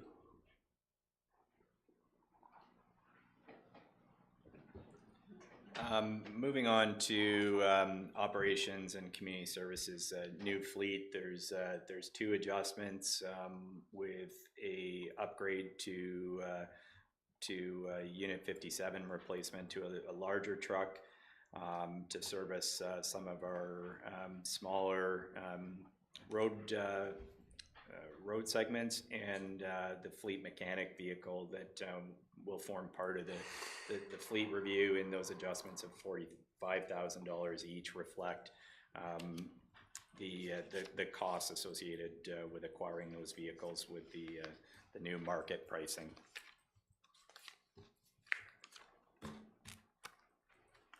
Any questions on either one of those? Council? Seeing none, Sean, please continue. Thank you. I just want to take a moment and maybe speak to the fleet review.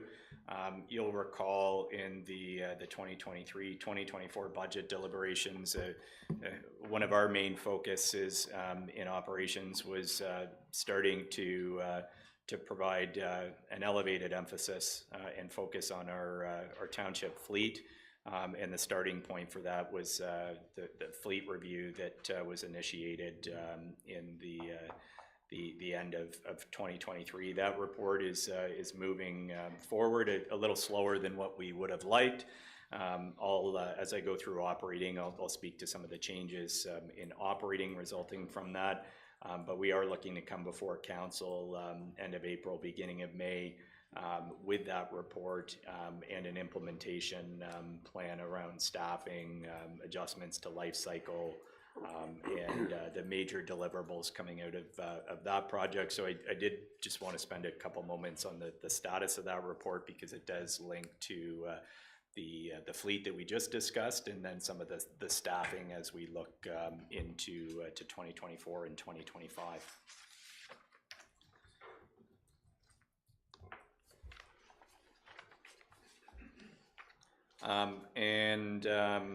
Moving into the community service division, the one adjustment that we have is related to the wharf concrete repairs, and there was just a report before council last month around the process that we'll be undertaking with moving forward to complete the work at the Hawkstone Wharf, and going through a process with the community to review what the plan would be for Shanty Bay.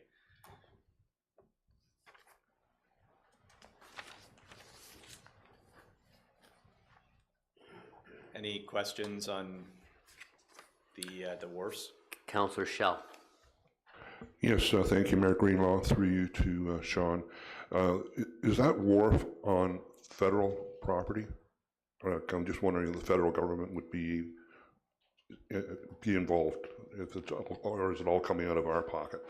It would all be coming out of our pocket. The wharfs were federal, and they were transferred a number of years ago, I think in the early 2000s. We did cover this in the report that was provided last month to council, but they are municipal, and they are older structures. So we have undertaken an engineering assessment with the best that we can see with what's there. And Hawkstone, there's fairly significant work that's required at Hawkstone, and Shanty Bay has wood cribs, and it's in a condition that it really doesn't make sense to, like, we can't repair it, we'd have to replace it, and there's a significant cost to do that. Yes. Thank you, I understand. Thanks. Councillor Clark.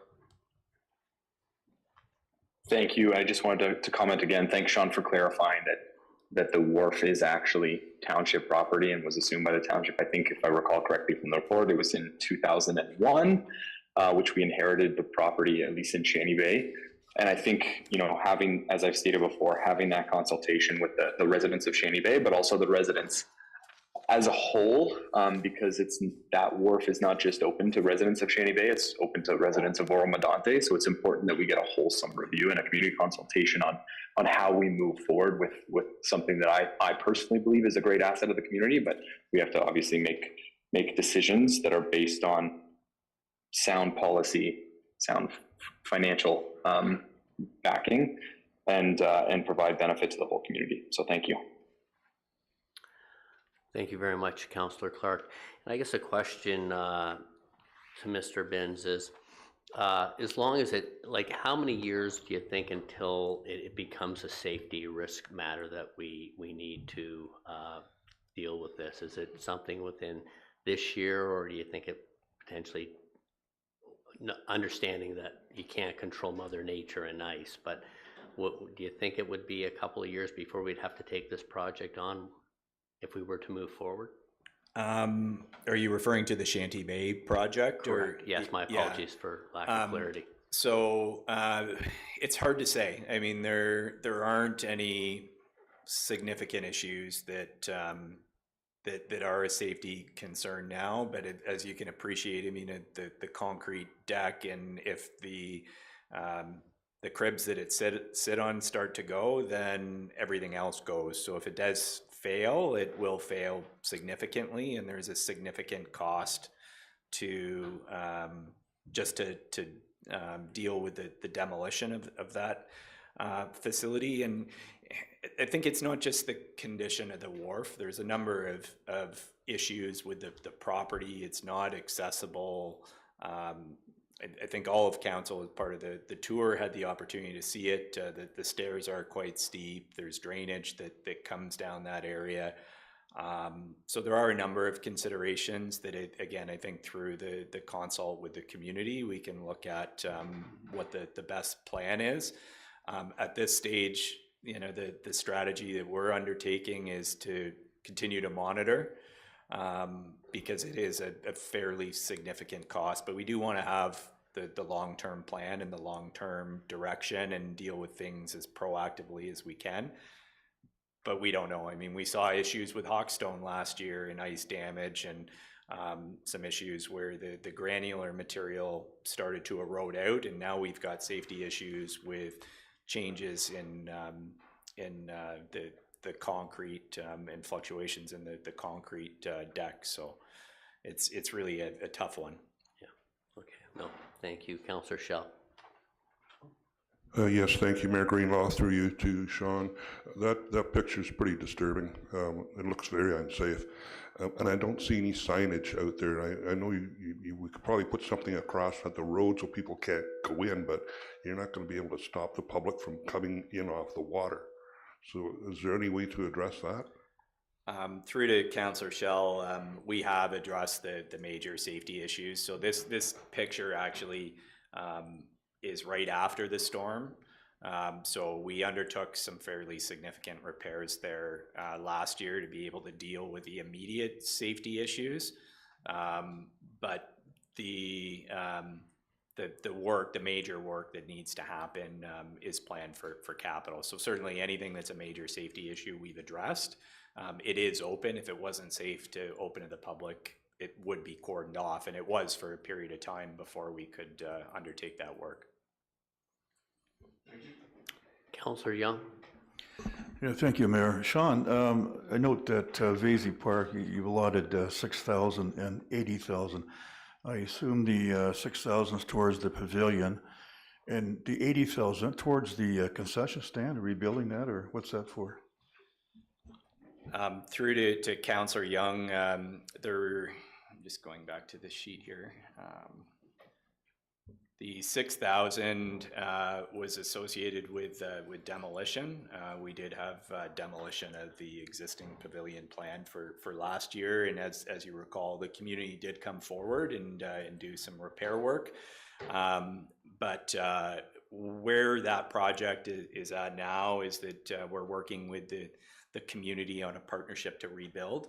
And I think some really good news. They've got some people in the community that are that have contracting businesses that want to step up. So I think our approach is to utilize the allocation that we have and optimize the investment in the park.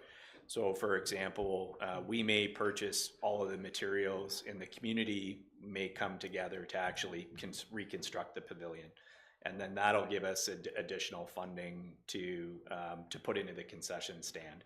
So we're really kind of working with the community to optimize the investment. And just to put that into perspective, and the cost around some of these structures, Roz, I think we did a 20 by 40 or 20 by 30 pavilion in Ramey Park. And the cost now to provide a pavilion of that size in steel is $130,000. Where in the past it was, and that's just the structure, not the slab or anything associated with it. In the past, it was around $45,000 or $50,000. So it's the costs have just gone through the roof. So this is, I think, another good example of a partnership and leveraging our dollars for the benefit of the community. Okay, thank you. When you say rebuild, it doesn't involve demolition and rebuilding the entire structure. Is that what you're referring to? Yes, it would. It would be the demolition of the existing structure and rebuilding the structure. And the 80,000, where's that allotted to? That would be as I mentioned, the cost to rebuild the pavilion. We haven't refined what the exact costing is going to look like because we're still in the process of working with the community to determine what the community can do. So as I mentioned, the objective is to take that $80,000 and optimize its investment. So if the community comes forward and can generate the labor that would save the municipality the cost of reconstructing it, then it allows for additional funds that could be put into the washroom building that's in pretty poor condition or the concession stand. So we will report back to council as these details kind of get sorted out in the updated project report that you receive on a monthly basis. Okay, thank you. Deputy Mayor LeBlanc? No, okay, you were just playing with your card. Okay, no. So, okay, Sean, please move forward. Thank you. I think this is the last one for me, and then I'll turn it over to Ms. Jacoby.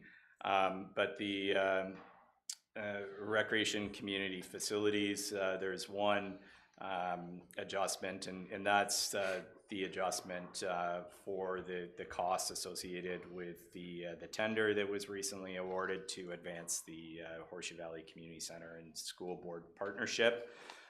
The one thing I'll note here is that the summary sheet does have all of the costs showing in 2024. That being said, the contract is awarded.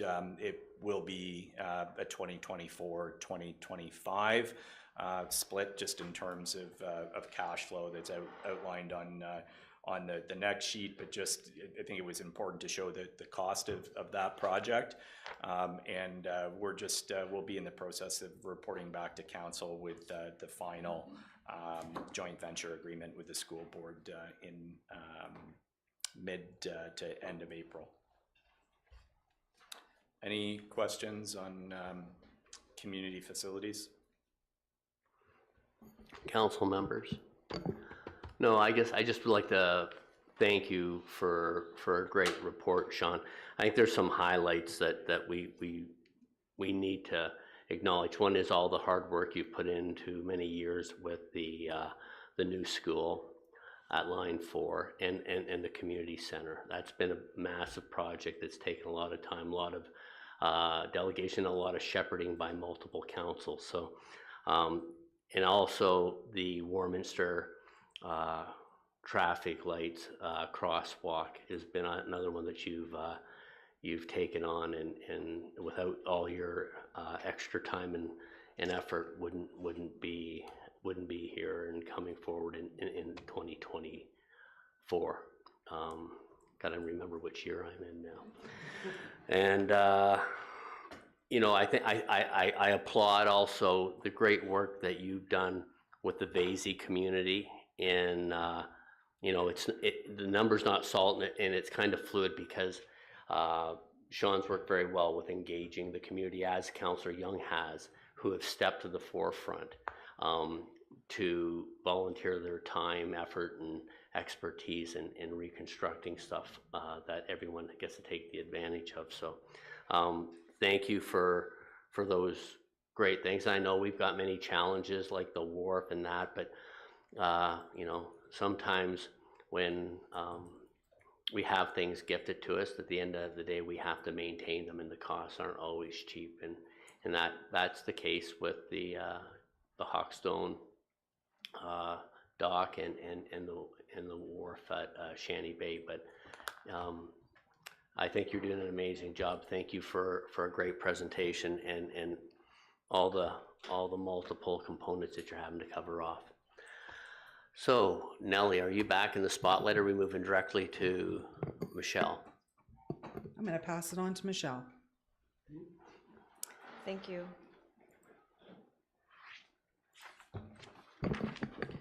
So you'll see on this slide, Environmental Services is not forecasting any changes in the 2024 budget ask outside of carry forward dollars.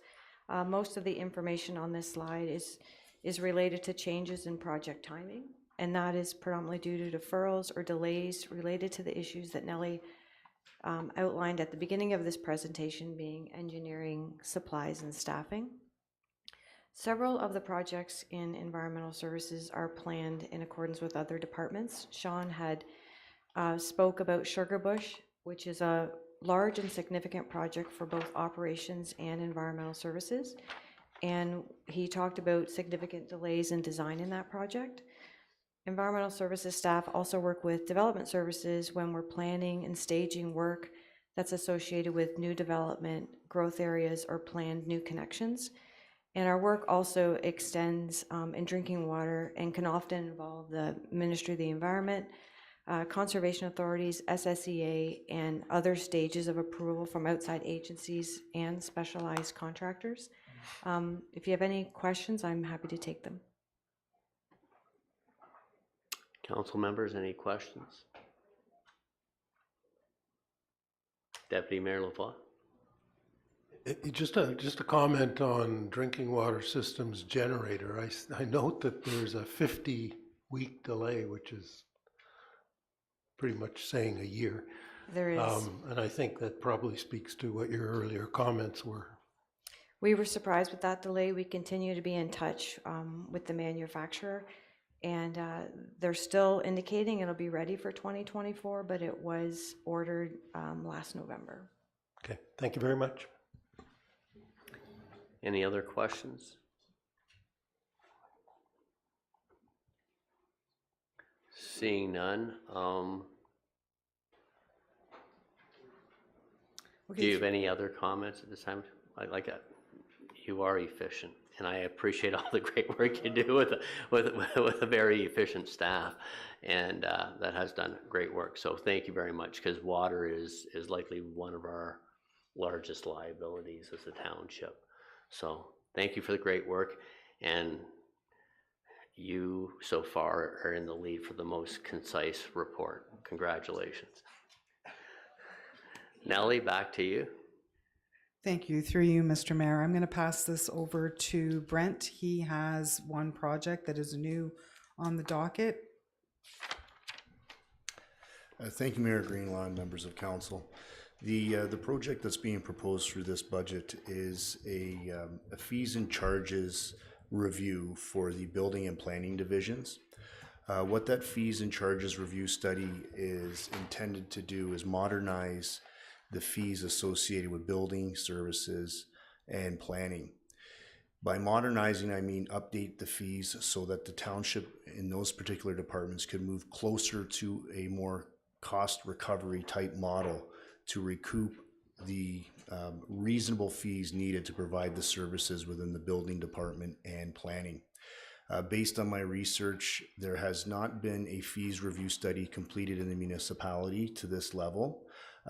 These types of studies are turning into a best practice amongst municipalities across the province because of additional scrutiny being placed on fee amounts and what those fees are intended to cover. The fee study would entail a comparable analysis of what fees are being charged for building and planning amongst comparable municipalities. The fee study would look at a gap analysis as to which services are being provided within a municipality that fees are not currently being recovered. And the analysis would also look at the level of effort for the service being provided within those departments. Again, to modernize the fees in order to ensure that development is paying for development and not the taxpayer for the services being rendered through various applications for building and planning. The proposed project meets the strategic objectives arrived at by council. The project looks at financial sustainability for the municipality, and it looks at an additional revenue generator to ensure, again, that the resources that the township is expending are being paid for by the appropriate party. I'm available to answer any questions. Oh, and sorry, I forgot to mention the cost of the study is anticipated to be at $45,000, and that would be covered through the reserves of the building division, so there is no tax impact to the residents of Oro-Medonte. I'm happy to answer any questions that council may have. Thank you. Councillor Hutchison. First of all, boy, that was a great report. Music to my ears. Well done. And my question then would be, when could we expect to see the results of the study, Brent? Thank you. Through Mayor Greenlaw to Councillor Hutchison, staff are proposing to expedite the tendering process through a single source, so there will be a report forthcoming. We're hoping to have the study completed in 4 to 6 months, and then have an implementing schedule with an updated bylaw later on this year into 2025. Thank you. Any other questions? I guess is in the ideal world, you have total cost recovery, which is not a reality, and it won't be obtained because we are here also as a service body. But what is the norm? And I don't know, this may be premature to ask this question at this point, but what is the norm of total cost recovery, and where is the township in comparison to that norm? Or is that the $45,000 question? Thank you, Mayor Greenlaw. To be concise, that is the $45,000 question. The report will arrive at what a percentage is an accepted percentage of cost recovery for a municipality of this size.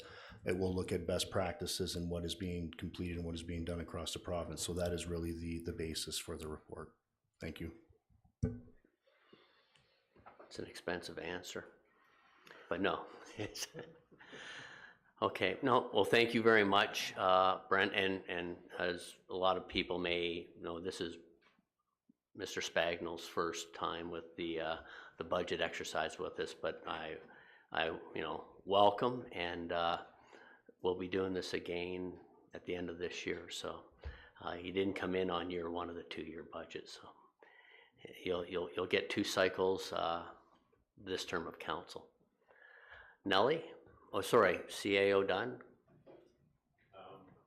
Mr. Mayor, if I could, we're rounding the corner with respect to closing off on the capital presentations. Mr. Spagnell's was the last project to share with council.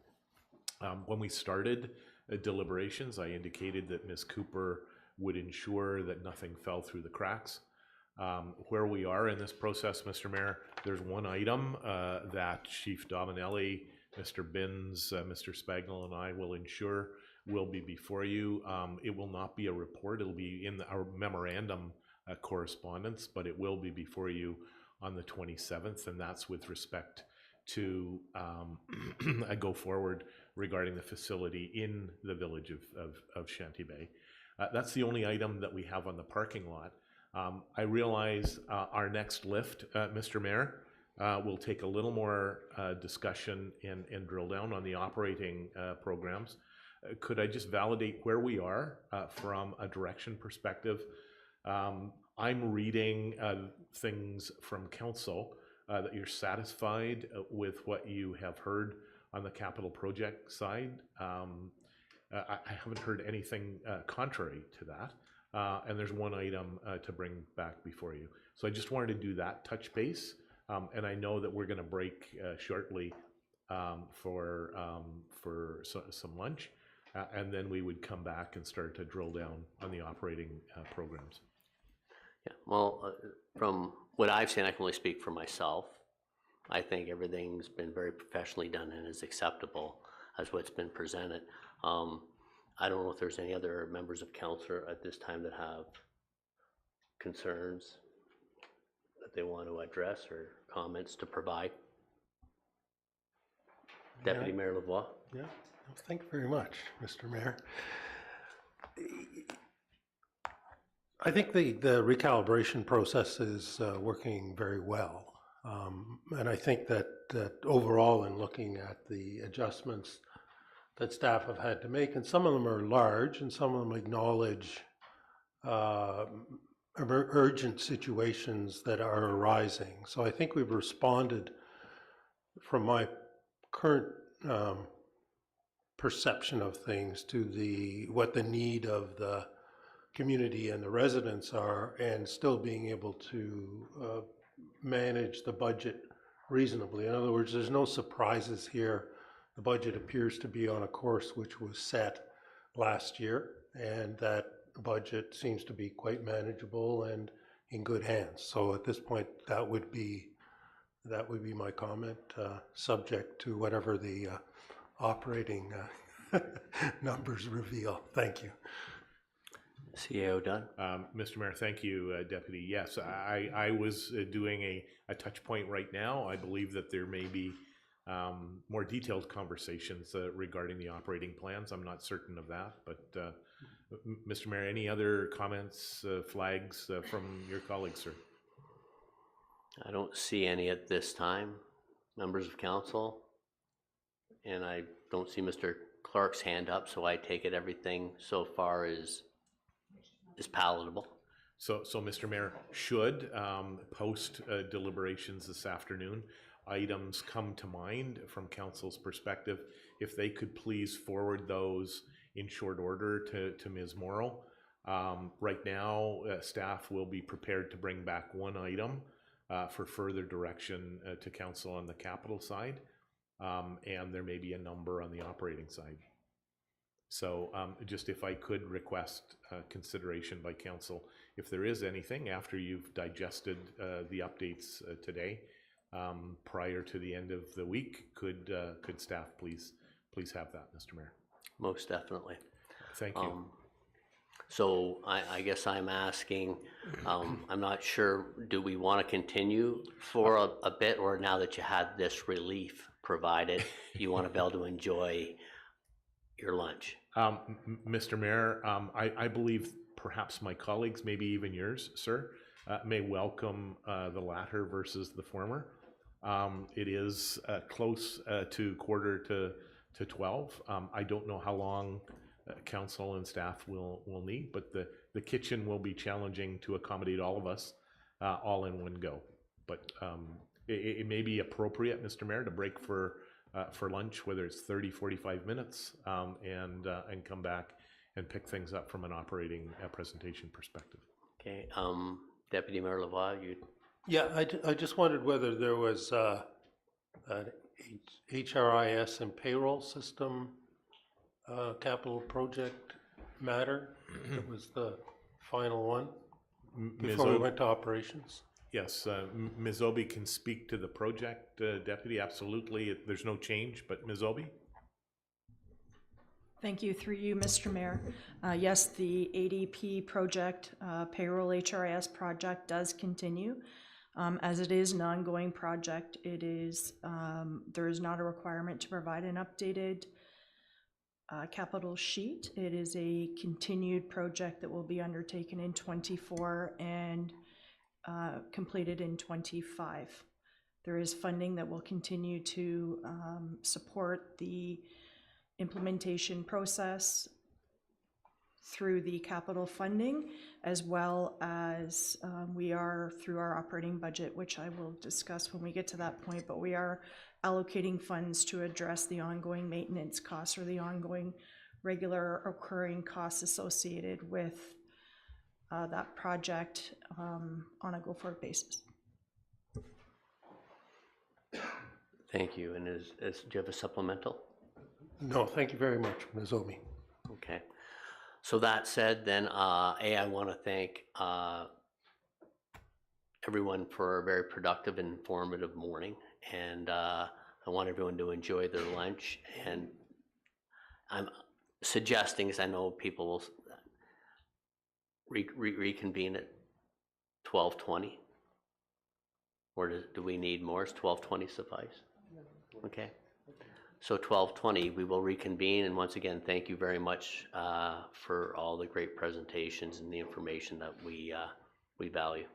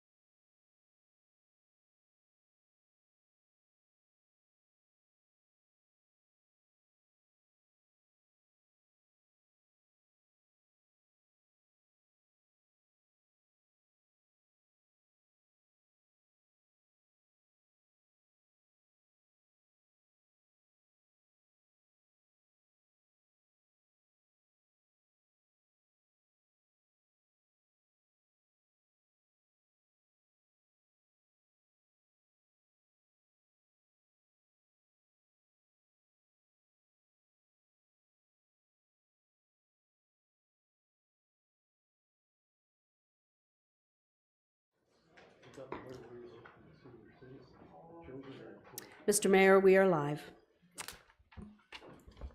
Thank you very much, Madam Clerk. Hope everyone had a great lunch and enjoyed some great stew and voted for the right one. I'm not sure which one that is. We'll figure that out later on. So Nellie, if you want to continue on with the presentations when you're ready.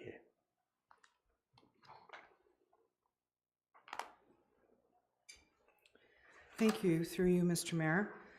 This portion of our budget is the operating budget.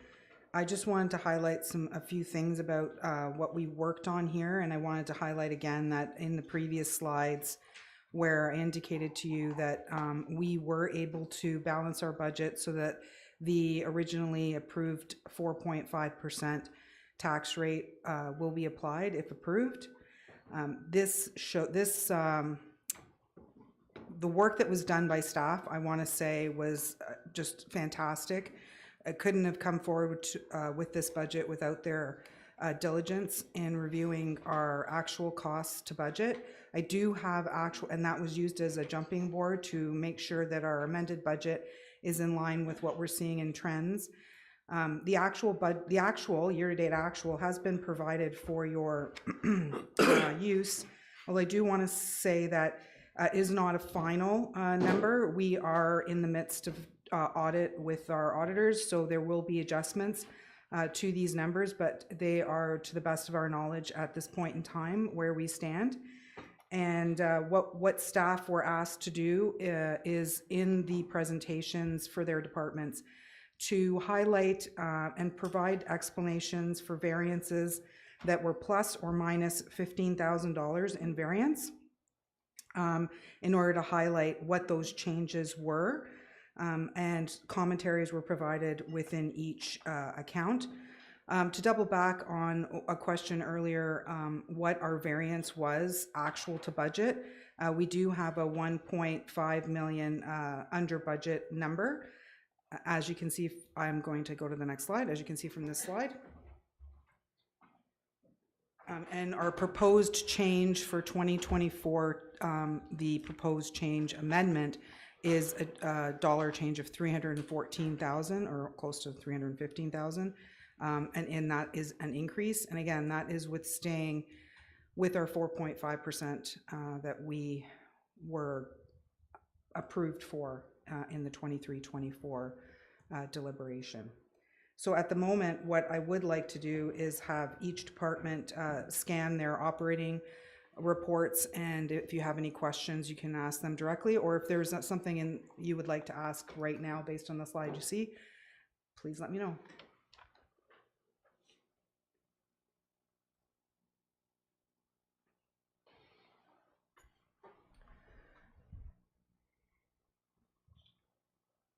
Okay, I'm going to move forward.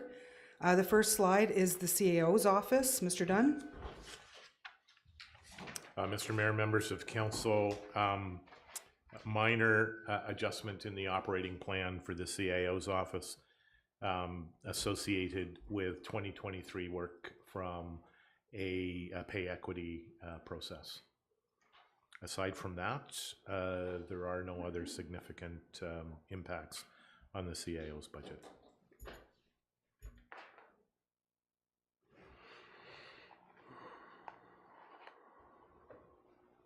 If there are any questions. Mr. Mayor, if I could, I realize we're going to start marching through. Ms. Cooper is here, similar to the capital process and presentations. If there are things that we need to capture for a parking lot to come back before you on the 27th, Vanessa is here to ensure that we capture that you see that. Thank you.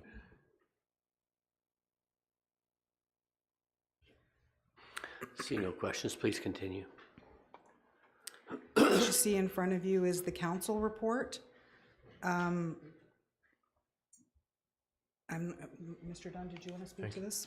Thank you, Mr. Mayor, members of council. In accordance with the council remuneration bylaw, the 2024 budget recalibration is reflective of not only endorsement of that policy, but two minor changes. adjustments associated with that updated remuneration bylaw and direction from council to include a consideration for support of TAPMO and funding allocation, and the notation, Mr. Mayor, members of council, is flagged there regarding the direction through the resolution of council. Any questions from members of council? Councillor Hutchison. Thank you, Mayor Greenlaw, through you to Mr. Dunn, or whoever else can answer the question. Just a couple of questions.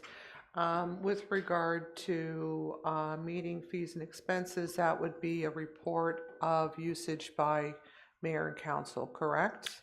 Correct. And I do believe that that is something that does get presented publicly at some point. Through you, Mr. Mayor, Councillor Hutchison, I believe that Ms. Morrow identified a report out that would be coming to council statutorily. The treasurer is required to do that. Ms. Morrow, I can't remember the sequence. It may be the 27th. It is the 27th. Would you, sorry, Nellie, go. Excellent. Sorry, yeah, through you, Mr. Dunn. The presentation is prepared and will be provided to council on March 27th. Okay, great. Supplementary. And then another question with regard to Integrity Commissioner. As well, will we be receiving a report as to year-to-date activity 2023 on Integrity Commissioner activities? Through you, Mr. Mayor, to Councillor Hutchison, both Ms. Obishaw and I have reached out to the Integrity Commissioner inquiring about that very presentation to council. It's not anticipated the IC will be in a position to be able to provide that update before the end of the quarter. It is anticipated the IC will be before council in April. I'm not 100% certain of the sequencing of that, and I know that Ms. Obishaw, you reached out about statistics and about an aggregated report.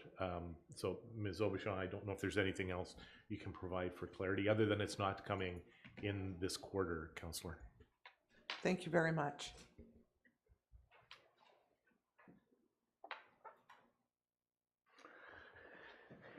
Any other questions at this time? Deputy Mayor Lavoie.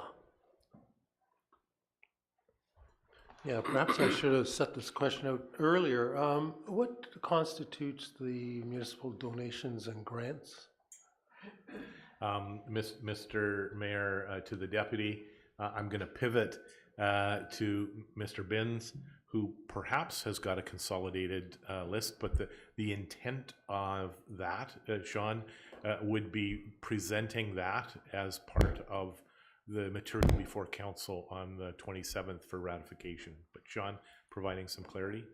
So council did approve the grants and subsidies for 2023 and 2024. We haven't prepared bringing that back as it was approved by council previously.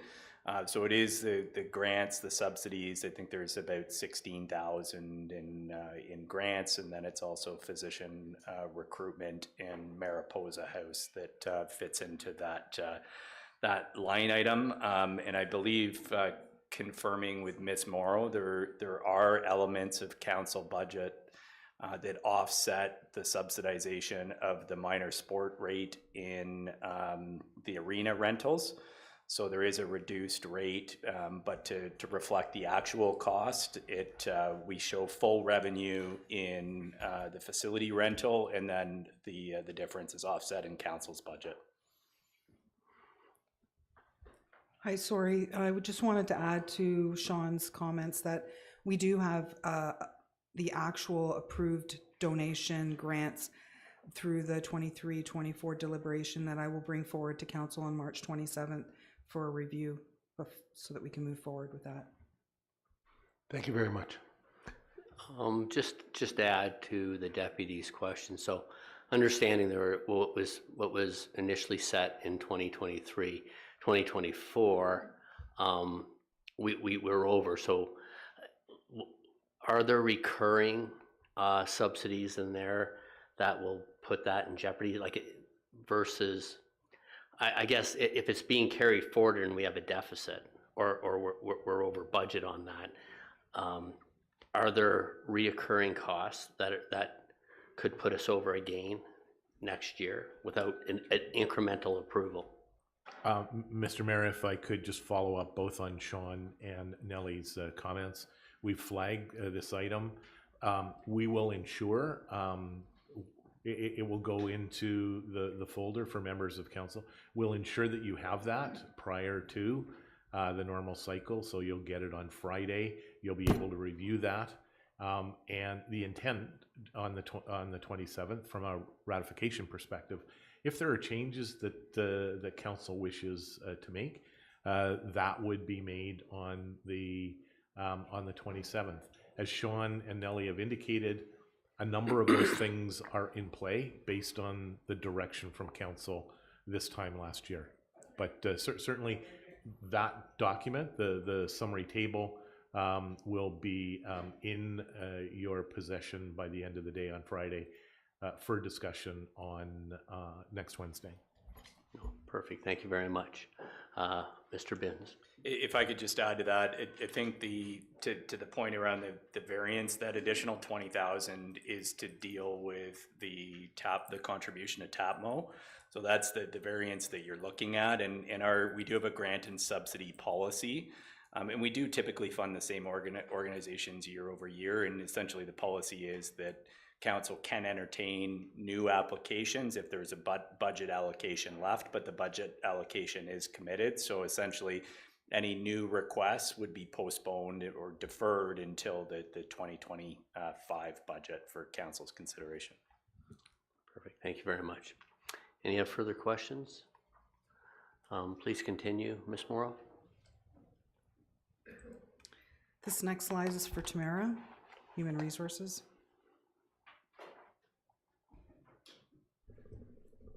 Thank you, Nellie. Through you, Mr. Mayor. Couple of changes within the Human Resources budget in 2023. There was a under expenditure shown and reflected in the variance. There was a co-op student that was budgeted in 2023. The co-op student position was not utilized.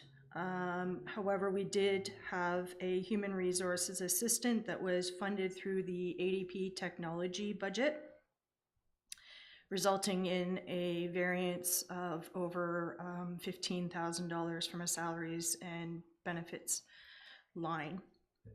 The second item I would like to discuss is the under labor and employee relations. There is variance to budget there with respect to legal fees.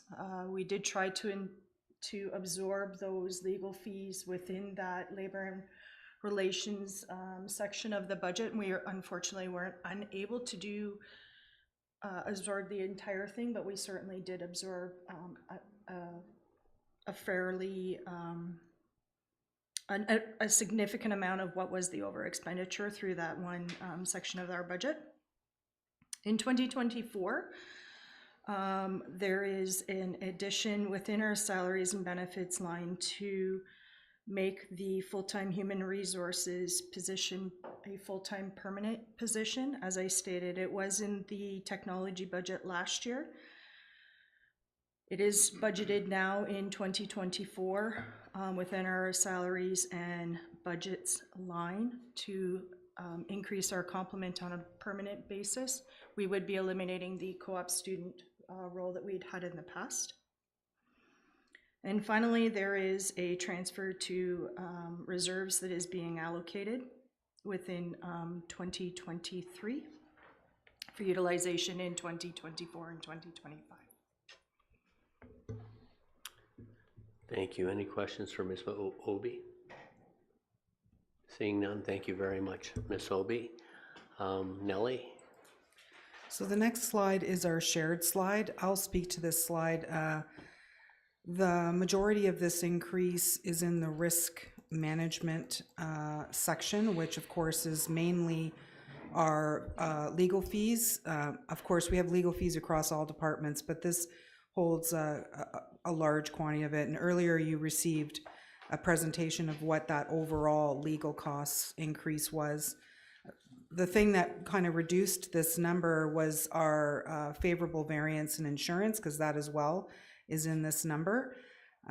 And the only other change, well, and then of course further down, I forgot to mention that reserves will be utilized to help fund that variance.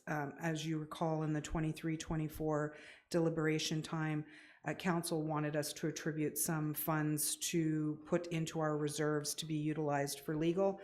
So they will be utilized to help reduce that variance. And then the other portion of this would be office supplies. This is a net zero change. I wanted to have all of the office supplies in one shared location so that it would allow for better buying power and control over the increases in costs, if there are any, to make sure that all departments are utilizing the same vendors and basically optimizing on efficiencies. So I've pretty much taken the office supplies budgets from other departments, placed it into this shared, which I will be overseeing, and I excluded some departments that are user fee specific, such as building and environmental services. Do you have any questions? I'm good. Anyone else? No, thank you very much. Continue on. Oh, me again, finance. Surprise. Anyway, my variance here, you can see, is mostly in salaries and wages. We unfortunately had a vacant full-time position throughout the year, and there was quite a large gapping situation where we didn't have people in their positions for quite a few months. So that resulted in this large variance. We are currently working to fill our gaps. We have been using sources to help fill some of those needs, and currently have quite a few people that are helping out. And luckily we have our summer students starting in May, and I'm looking forward to them returning. The other part of this was in contract services. We have an obligation called asset retirement obligation that I had budgeted for to be completed in 2023. Unfortunately, due to staffing shortages, I wasn't able to move forward with that. I'm happy to say that we have retained the contractor to assist us in moving forward with that legislation, and we are in kickoff on completing that requirement, which legislatively must be completed in 2024. And the last comment I have is in other revenue. Not sure if many know, but we did pass a property tax collection bylaw that we are adhering to 100%.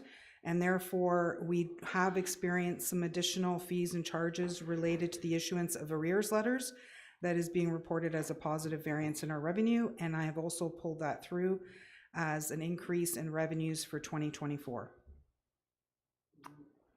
Are there any questions? Any questions, council? None at this time. Excuse me. Mr. Mayor, members of council, I'm going to provide some details on corporate services and information technology. I'll start with corporate services first. The most significant variance for 23 related to staff and some gapping that occurred within our department. You'll see that there is an adjustment, an amendment for 24 that has been proposed. In 23, we did have grant funding for a contract economic development position that was fully grant funded. That grant obviously has concluded, so that's why you're seeing the reduction in the salary line for 2024 as that change. There were a number of the account lines in corp services that were underspent.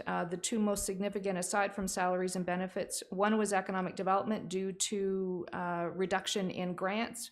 When we do not receive the grants, we obviously don't spend the funds. So a significant portion of that is reflected there. And then with corporate communications, we had relied previously on the print media for either print advertising or for the print and distribution of our community information guide. With their closure, obviously we didn't incur those expenses. We are looking at that for 2024 as an alternative. Not exactly sure how we're going to address that. It was essentially the only print paper that we had available to us. So we may be looking at more digital options, which are slightly cheaper, but if we do choose to do things in print, we'll have to consider alternative distribution methods such as post, which is considerably more expensive. So that is a work in process, but having looked at where we were underspent, we did then look at a variety of different things that we could trim back closer to our actual expenditures, which is why you see a variety of proposed 24 budget changes. Though they are small in nature, they all add up. The other thing I'll draw attention to is that there are at least 2 of our account areas which really are out of our control. So things, for example, like wildlife damage, it's very difficult to predict what that's going to be. So we have adjusted down to be more reflective of actuals for 23. But having said that, we don't know. It is a cyclical process. And I know from personal experience, we have seen it cycle, and I would suggest that we will be approaching an upcycle shortly. But for now, we have adjusted down. Any questions on corporate services? Council? None? Okay. If I can move to information technology.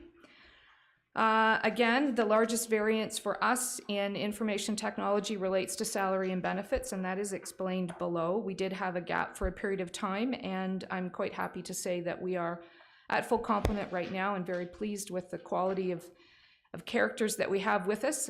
They do a great job. The other variance that we had was with respect to materials and supplies. There is a note below. Largely it relates to licensing costs and having licensing costs categorized with the actual file itself. So where there are capital installations happening, the licensing related costs would have been assigned to that file. So we do know that that will revert back into our regular operating costs for 24.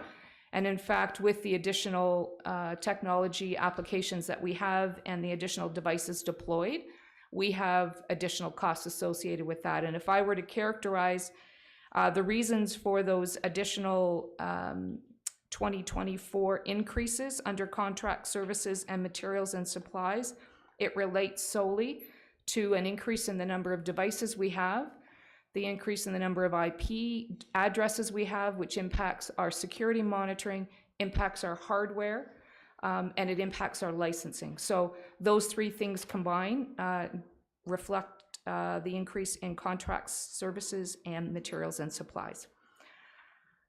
Any questions? Council? Seeing none? Oh, my apologies, the Deputy Mayor. Could you just explain what internal cost allocation means in this regard, please? Thank you, Ms. Hewitt. Or Hi, I will respond to that question.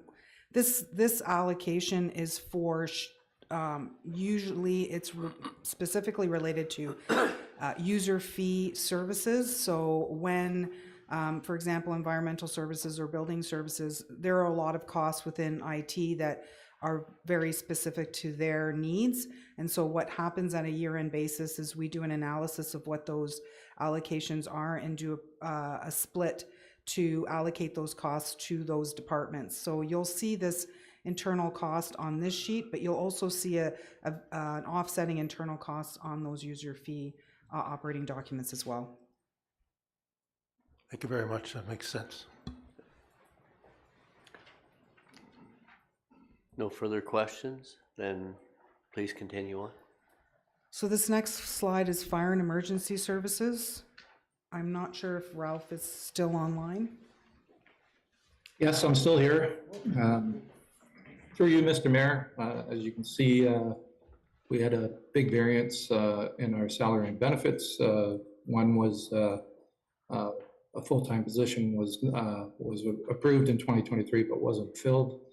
And again, with volunteers, we are under complement currently, and again, attendance and the amount of emergency calls all affects that number. So the next one is volunteer firefighting. The training budget was under budget due to attendance, and the 2024 budget reflects the additional dollars to ensure that we meet our certification training by July 1st, 2026. And number 3, the majority of the increases, dispatch service contract was, as you can see, was 15,000 higher, and that's moving forward. I think that's a pretty good, solid budget. And I'll take any questions at this time. Thank you, Chief. Council, any questions regarding the Deputy Mayor Lavoie? Yeah, just for my purposes, and I suppose others, what constitutes other revenue? Through you, Mr. Mayor, and maybe I'll get some help from Nellie too, but we do collect fees on the highway, MTO. We do get reimbursed through MTO for attending calls on the King's highways. And also we also do, through our fees bylaw, we provide service on inspections and certain facilities and other educational things that we receive a fee revenue for. Nellie, did I cover most of it? Yep, Ralph, you did. And also a component of that is if there's any chargebacks to users such as the airport when you provide services to them. Supplemental? Yes, thank you very much for that. That explains it nicely. There was a fire department report, I recall, in the fourth quarter of the year, which did point to some other opportunities regarding fire service charges, which we currently don't incur, that other municipalities might be incurring. And I wondered if we might be able to take a look at that leading into the next year. I think one of them was false alarms and other such things, but I don't recall with great clarity. Hi, through you, Ralph, I just wanted to mention that Ralph has been looking into this and has actually provided me with some information to be brought forward to council when we update you on the fees and charges bylaw. That will be an amendment to that bylaw that was previously provided to you in 2023. Thank you very much. Through you, Mr. Mayor, if I could just add to that, we do have in our current fees bylaw that we do charge for false alarms after the third false alarm. And again, like Ms. Morrill has said, we have a report coming where some of the charges that other fire departments in the county are charging, we are bringing forward to get council approval so we can move forward in the rest of 2024 and some in 2025. Oh, excellent. Thank you very much. Any other questions? Seeing none, please continue. And thank you very much again, our Chief Dominelli. Brent, these next few slides are yours. Thank you, Nellie. Through you, Mayor Greenlaw, and to members of council. For development services, I will be covering the building division, planning division, and enforcement division. With respect to building, there were 3 variances that I'd like to report. The first variance is related to increases in salaries and benefits as it relates to the bottom line for the 2024 budget. What I would like to draw council's attention to is a variance in the salaries paid for 2023. There is a minor gapping issue due to vacancy in a full-time employment position, which is reflected within the top line of this graph. The second variance is associated with a reduction in anticipated legal costs tied to the administration and service charges for cloud permit. For members of council, Cloud Permit is the digital platform utilized to accept digital applications online. It's also a platform utilized for review and processing of building permits. There were some cost savings in the implementation of that program as it is fully operational right now. And I think compliments should be sent out to the chief building official and the building department for getting it up and running, as well as that is running at full steam right now. The third variance is related to revenues. Anticipated revenues were related to building permit applications were lower than what was anticipated for 2023. The rationale and the thought behind this is that the reduction in permit activity and volumes through building was closely tied to a number of variables.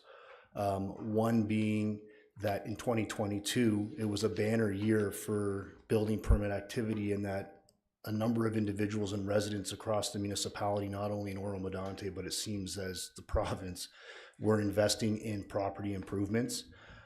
So in essence, really the investment has been made largely for those property improvements, and we're seeing a slowdown in permit activity. The other aspect to this, as well as interest rates and market variations that are having an impact on, again, the capital that's available for property owners to invest in their properties, but also for developments to move forward through new builds. So these variables are all tied into the slowdown in permitting volumes. The budget that's sitting before council for building division has been adjusted to reflect that as part of what is anticipated from a revenue generation perspective.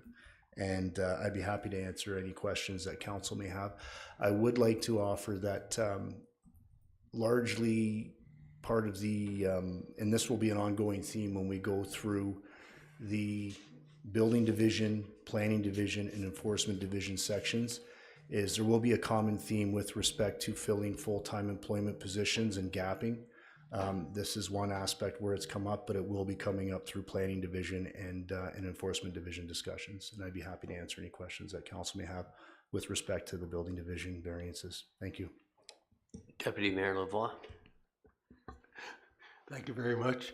The transfer to and from reserves, is that for the purpose of reconciling the department to a zero tax levy? Yes, through you, Mr. Mayor. This actual line is, yes, a transfer to the obligatory reserve, which is our monitored or basically part of the Building Act, that we are required to use building revenues for building activity.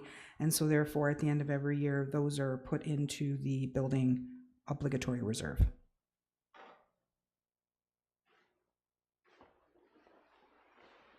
Supplemental? Yes, please. So in parentheses, the money is traveling to the reserve or from the reserve? It is transferred from the reserve and to the reserve depending on the year. Or are you commenting on this particular year? Generally speaking, right? Generally speaking, it travels in and out of the reserve. Correct. Okay, thank you very much.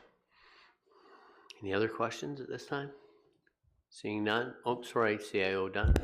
Thank you, Mr. Mayor, members of council. If I could, Mr. Spaglin, I just want to double down on one of your comments. The work of the chief building official to be able to move forward with Cloud Permit. That was flagged by Brent.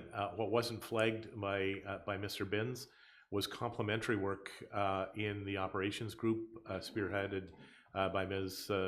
Musso Garcia. And both of those initiatives on the work order side, on the Cloud Permit side, were supported by information technology. So Brent, you did flag the chief building official. Sean, you didn't flag the manager of operations and that great work. And neither of them referenced, I know Ms. Hewitt talked about the great support from Mr. Daynard and the IT group. I thought it was important to flag both of those before Mr. Spagnell starts going through the individual divisions. Thank you very much, CO Dunn. Okay, Brent, you can continue now, if you don't mind, please. Thank you, Mayor Greenlaw. So as part of the planning division synopsis of any variances, the first aspect I'd like to point at, and I mentioned it earlier as part of the building division slide, is the estimated budget for salaries for 2023. Council will notice that there is a significant variance in the actuals versus what was budgeted for staffing. That is related, again, as noted earlier, related to issues with recruitment, attracting full-time employment, and filling seats for positions for the intermediate planning position, the planning position, and for the director development services position. So you'll see that there is a significant dollar amount there related to gapping and salaries. Moving along the first line, and as it relates to variances, the variances for the $116,889 are related to salaries, benefits, increases. And then moving on from that line there, the second aspect of it is tied to legals. Council will notice that there's a variance of $225,000 referenced for legals. This was adjusted to reflect legal costs, the actuals for 2023, which related to tribunal occurrences, related to Provincial Offences Act occurrences tied to various land use matters. Then moving on, and I'm available at Council's will if there's any questions that pop up as we're going through, please feel free to ask. And then the last variance relates to the user fee revenues and the application volumes. So similar to building, the application volumes were reduced significantly over the years of 2020 or through 2023. 2022 and previous years represented very high volume in planning applications, to the surprise of many municipalities across the province given the pandemic. Things have slowed down somewhat. Again, similar to the building division review, those are tied again to developers moving forward or individual properties moving forward, reluctance to move forward based on we'll call it market variables, interest rates, things of that nature. And then, so the budget has been reflected and has been adjusted to reflect that that variance in volume and the reduction in application volumes. The other piece to this is Council will also notice that there is a reference to a policy planner. This is tied to the completion of the strategic directions of Council as it relates to similar certain objectives. The policy planner has been added in there as a position to look at and fulfill and provide for special projects. That would include the zoning bylaw update that is required as part of the official plan review. That would include policy analysis of the ever-changing landscape at the provincial level to be on top of key legislative changes that the municipality will need to be aware of. The position would also be heavily involved and facilitate Heritage Committee. In addition to that, the expectation is that for some more complex files that are ongoing legacy files within the municipality, that individual, if that position was granted by Council, would carry forward with those types of projects. The level of expertise that is needed for such a position is high, in the sense that they would need to facilitate some comprehensive, complex programs. So it's not an entry-level position by any stretch, but the position has been added because staff are of the opinion that it meets the strategic objectives of Council. Another aspect, just moving and speaking to the strategic plan, also relates to to dealing with well-planned development. So in Oro-Medonte, as Council's well aware, there are some significant projects that are ongoing where this position would be required to facilitate outreach and initiatives that are a community-wide basis. So for example, Craighurst and the downtown core area. So that is why staff is bringing that particular adjustment and introducing that to Council for your consideration. That concludes my presentation on the planning division, and I'm happy to answer any questions that council may have. Thank you. Council members, any questions? Deputy Mayor Lavoie? I don't know if this is the appropriate time to raise this issue, but clearly we're under budget in the main because of staffing issues, and I think that we're struggling to maintain staff levels in many departments, and some of which are quite operational and upon which we rely for emergencies and other important matters to the residents. And the reason I want to put this on the table now is because I think going forward, are we satisfied that what we're doing with regard to offering appropriate compensation for the positions we're attempting to fill, or whether or not it's simply a question of there aren't the skills or the competencies out there for us to be able to acquire, or and if we're in a competition with other municipalities, maybe we need a different strategy. So I'm going to throw it out there now. It might not be the appropriate time to discuss it during the budget, but I don't want to see us a year from now looking at the same sheet and asking ourselves the same questions as to whether or not we're running at a risk level that we might not want to be at, given that we don't have the human resources available to provide the standard of service that we're expected to provide, number one, and maybe legislatively obligated to provide, number two. So I see it going on into the parking lot, so maybe it can stay there for the time being. Thank you very much. I do have another question, but I'll yield the floor for the moment. CEO Dunn. Mr. Mayor, Deputy, it is on the parking lot. It's been on the priority discussion list for Ms. Obie and myself. Certainly, I'll provide one comment, Deputy, and then I'll turn it over to Ms. Obie.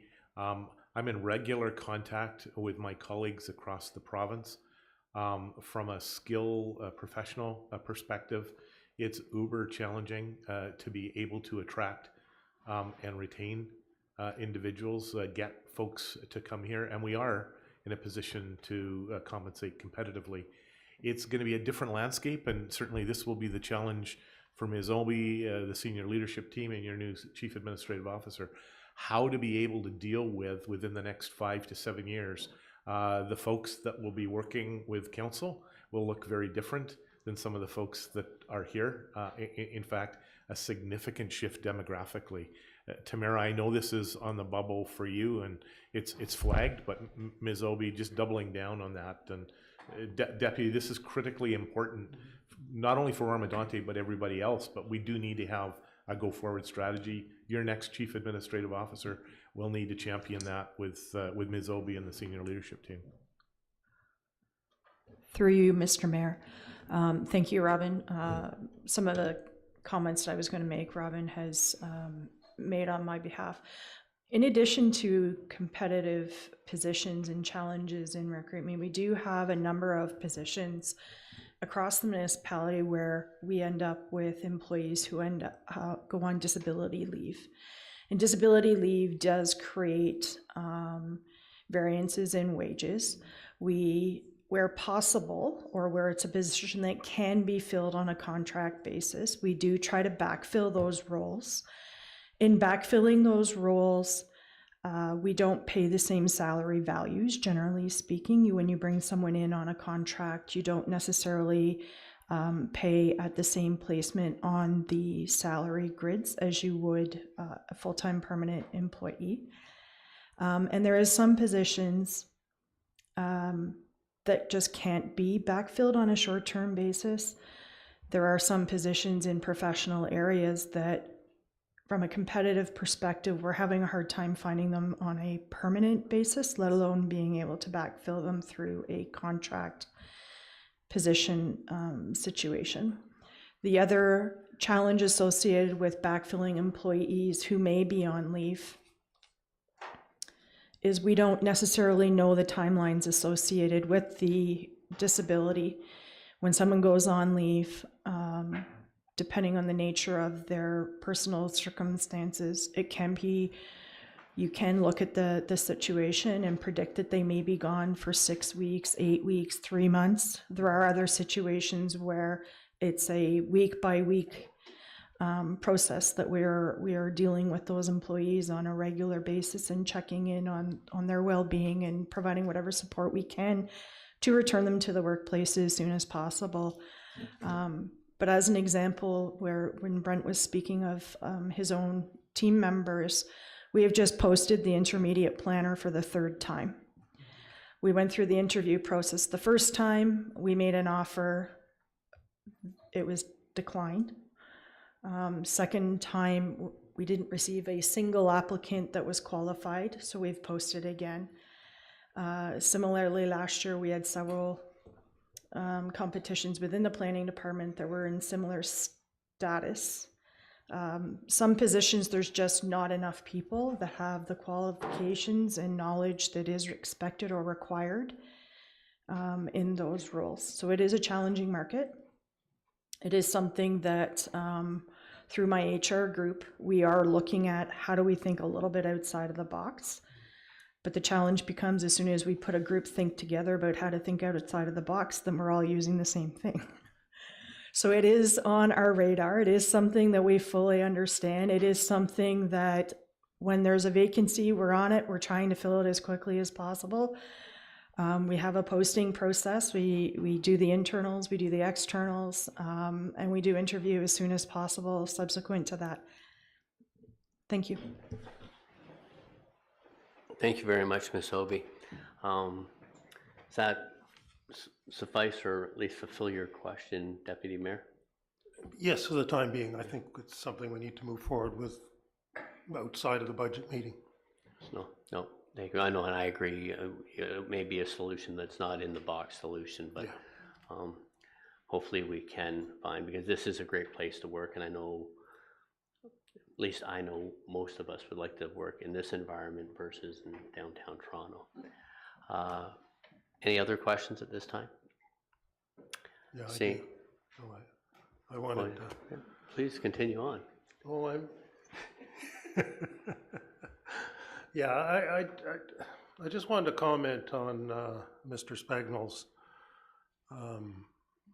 position with regard to the additional planning staff, intermediate planner or whatever for these projects. And I think also we need to be cognizant of the fact that we don't know whether or not Simcoe County is going to have a planning department.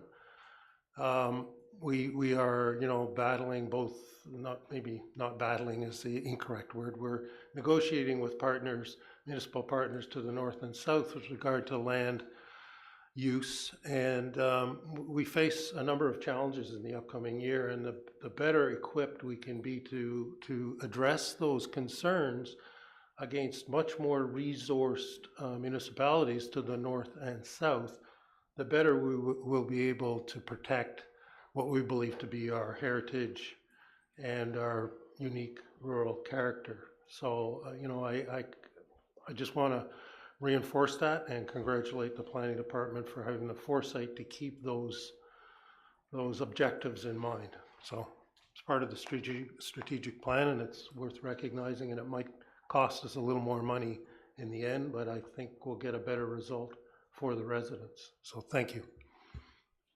Thank you for those comments. Any other questions? Seeing none. Nellie, thank you very much, Brent, for that presentation. And Nellie, or you got one more, Brent? Thank you, Mayor Greenlaw. Yes, I do. We have enforcement division. So just with enforcement, municipal law enforcement, again, common theme as identified within the beginning of the presentation. There's a variance in some salaries in comparison to the actuals from 2023 to what was budgeted for in 2023. But budget changes and variances for municipal law enforcement reflect increases in salaries and benefits. The second variance is tied to reduction in costs associated with fleet vehicles and associated with fewer repairs and insurance renewals. So the budget has been adjusted to reflect that variance as well. And then in addition to that, there have been some revenue declines related to the provincial, and this all comes down to the legislative aspects that are outside of the municipality's control, where towing permit and revenues have been taken out of the hands of the municipality. So the budget has been adjusted to reflect that legislative change. That said, there are other programs and whatnot that staff will be moving forward to look at other avenues through enforcement, which may generate additional revenues. That'll be in subsequent reports to council for consideration as we move through 2024. I'm available to answer any questions that council may have. Thank you. Thank you, Mr. Spagnell. Any questions? Okay, so thank you very much. And Nellie, if we can move on to the next. Yep, Sean is ready to go. He will be doing operations and recreational community services. Thank you.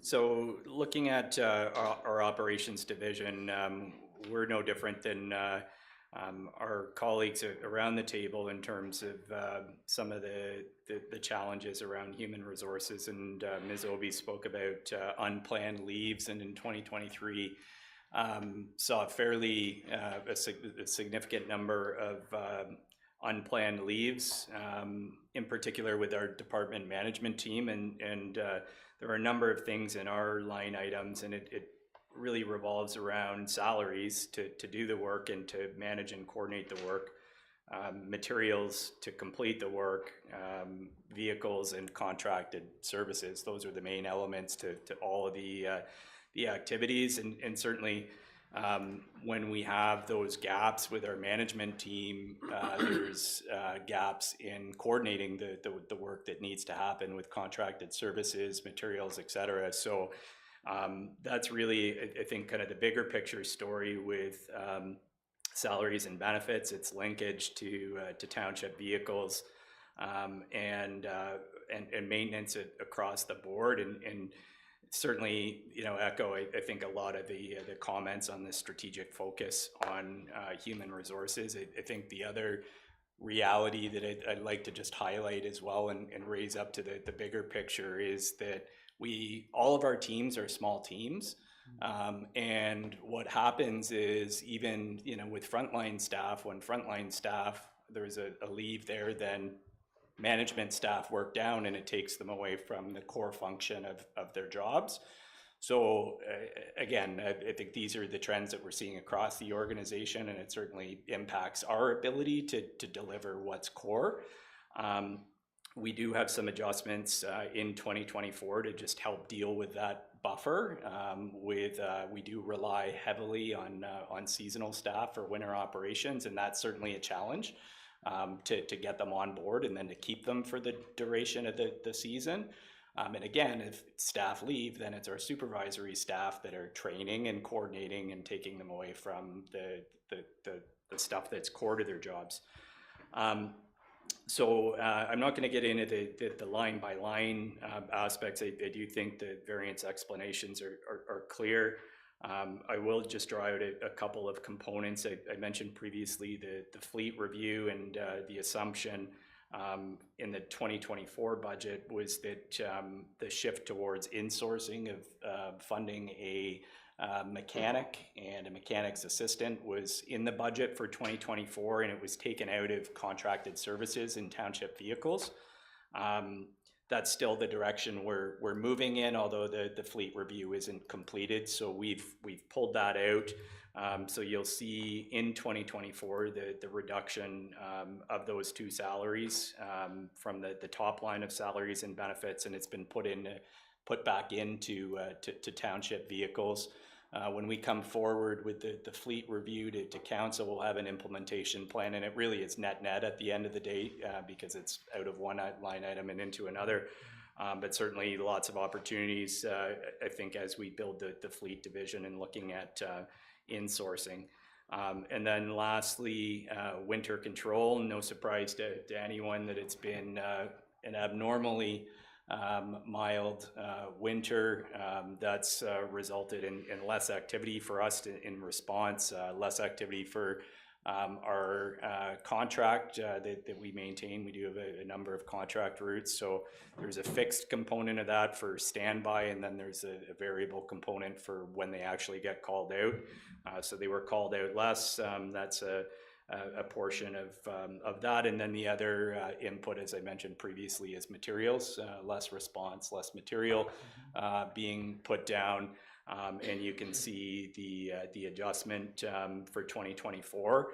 I would also say that I think just to acknowledge Ms. Carla Garcia and our team in operations, we've really been focused on material management and compliance with the Ontario minimum maintenance standards. And we do have material controllers on all of our trucks, and it's all tied to GPS, so we're putting less material down as well, just through better management, not only climate, and you can see I think the results of that. The other thing I'd note is we are moving $150,000 to establish a winter maintenance reserve. That we have pared this back pretty substantially.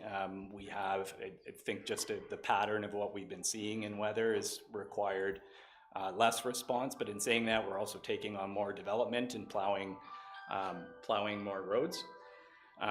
So that's really the operations budget. There are some minor variances that are explained on the sheet here, but happy to take any questions.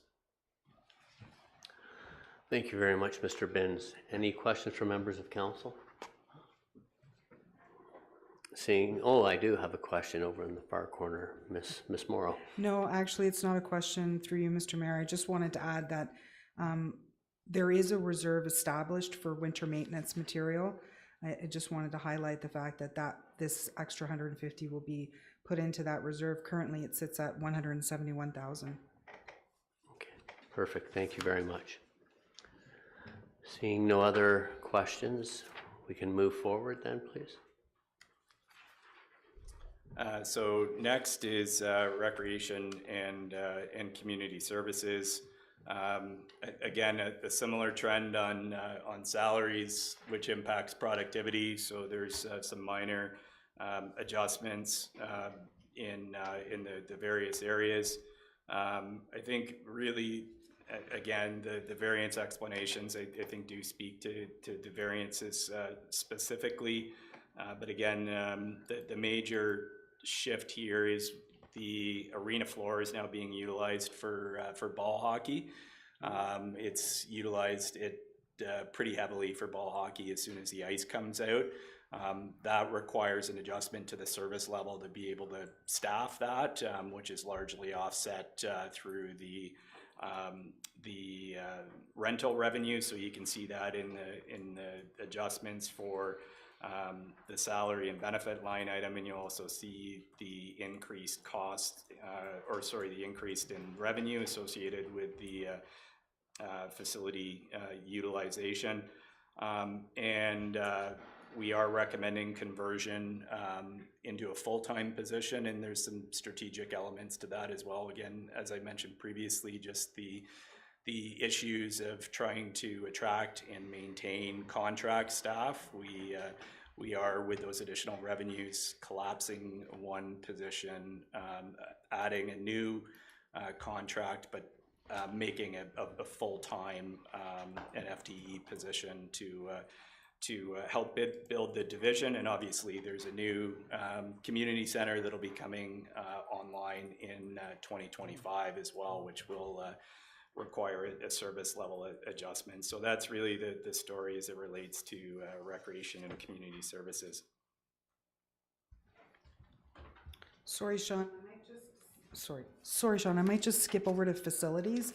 I had environmental services next, but then facilities. Did you want to speak to the facilities, seeing as that's part of your portfolio? Sure. Thank you, Ms. Morrow. Facilities are pretty straightforward. I think as council recalls, Brookstone Academy was operating out of both Carly and Edie Halls, so that provided, I think, an opportunity for some revenue to boost the reserve for the halls. That's really kind of the significant variance here. Brookstone is no longer operating out of either one of those halls, so there's an adjustment in forecasted revenue there. Happy to answer any questions on any of those divisions. Deputy Mayor Lavoie. Thank you. Thank you very much.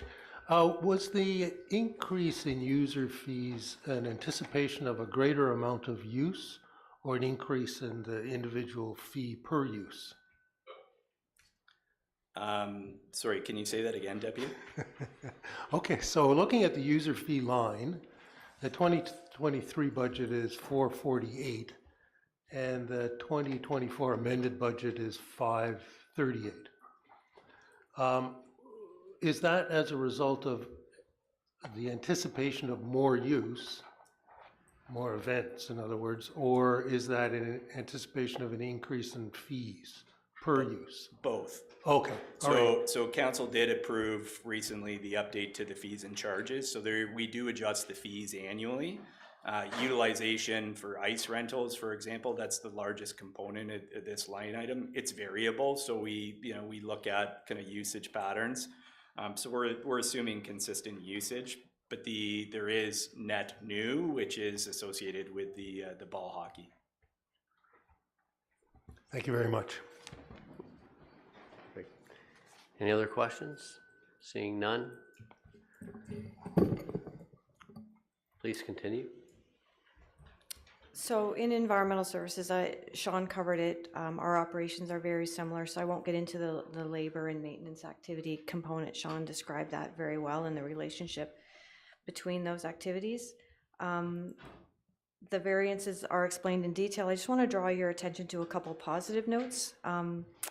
Although there was some reduced activity in maintenance and vehicle usage, I do want to draw your attention to the fact that although in 2023, environmental services was challenged with staffing and vacancies, and up until recently in 2024, compliance remained a focus for all staff in the department, and it's solely through the actions of those staff that we were able to see the success in 2023 through our compliance. It just comes down to the staff and how they stepped up. Another positive note I want to draw your attention to is water systems. We did see some positive variance in energy consumption through some control adjustments we made on some pumps, and we're continuing to hope to do that work and expand on that work in 2024 when we look at energy evaluation and some climate change work. You'll also see that our revenues increased in 2023, and that was through a combination of some subdivision assumptions related to street lighting, bulk water sales, interest on our water reserves, and some higher than predicted water consumption revenues, but unfortunately that was slightly offset by a reduced number of anticipated connections, which goes in line with the situation that Brent was talking about as well, and some reduction in our fixed user fees. The 2024 budget has been adjusted to account for some of these changes and historical trending.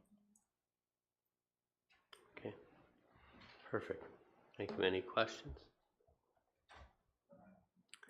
Well, we're not quite done, but Mr. Jacoby is definitely way out in the lead as far as concise efficiencies. Through you, Mr. Mayor, I was wondering if you would like to have a break at this point. We really only have 3 more slides to go on the operating budget, but it's up to you.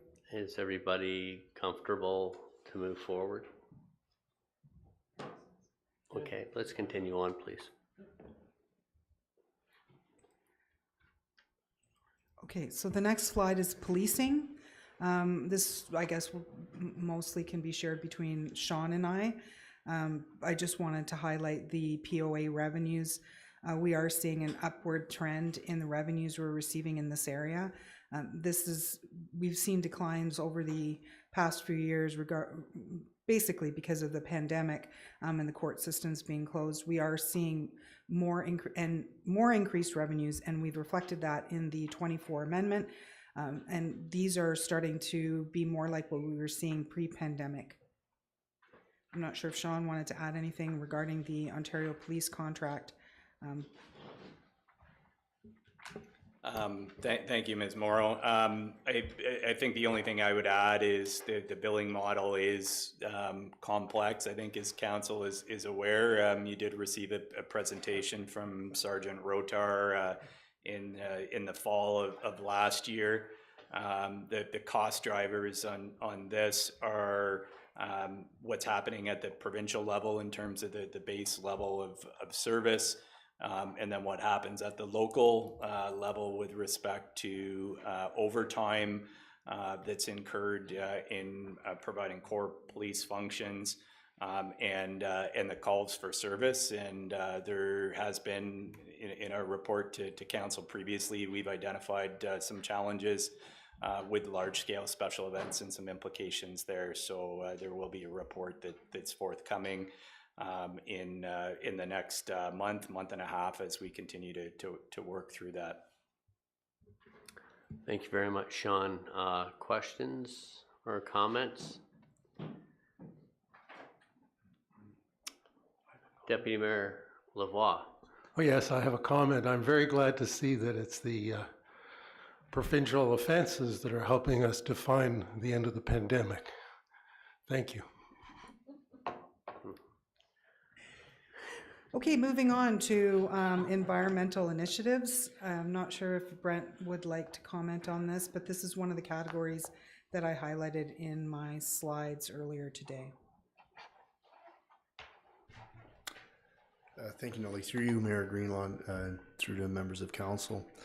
The environmental initiative slide is definitely related to the presentations that were provided to council. Oh, time is flying. What was the date of that one there? Was it last Wednesday? So basically what's included in this slide are variance changes related to the budgets associated with the Nottawasaga Valley Conservation Authority, the Lake Simcoe Region Conservation Authority, and the Severn Sound Environmental Association. The variances that you see in this slide include a $74,454 variance for the Nottawasaga Valley Conservation Authority, a variance of $18,550 for the Lake Simcoe Conservation Authority. The keynote within the bottom of the slide speaks to the variance and provides an explanation in that there's a number of services that are included within these costings that are either categories or that are categorized as Category 3 or Category 1 services or Category 2 services. Category 1 services represent the legislative requirement by the province for the authorities to provide a service to the municipality. The Category 2 services represent arrangements with municipalities for the particular conservation authorities or associations to provide a specific service that isn't captured within legislation under that has been established by the province. And the Category 3s represent services that are additions or additional services provided to municipalities that are affiliated with their conservation authorities or service or associations. The key distinction between the two, between the NVCA and the Lake Simcoe Region Conservation Authority, is that there's additional legislative requirements that have been added to the LSRCA. That is through the Lake Simcoe Act. And the key distinction between the association and that the SSEA is that there's additional studies related to Bass Lake. That is a study that gets added on every 5 years.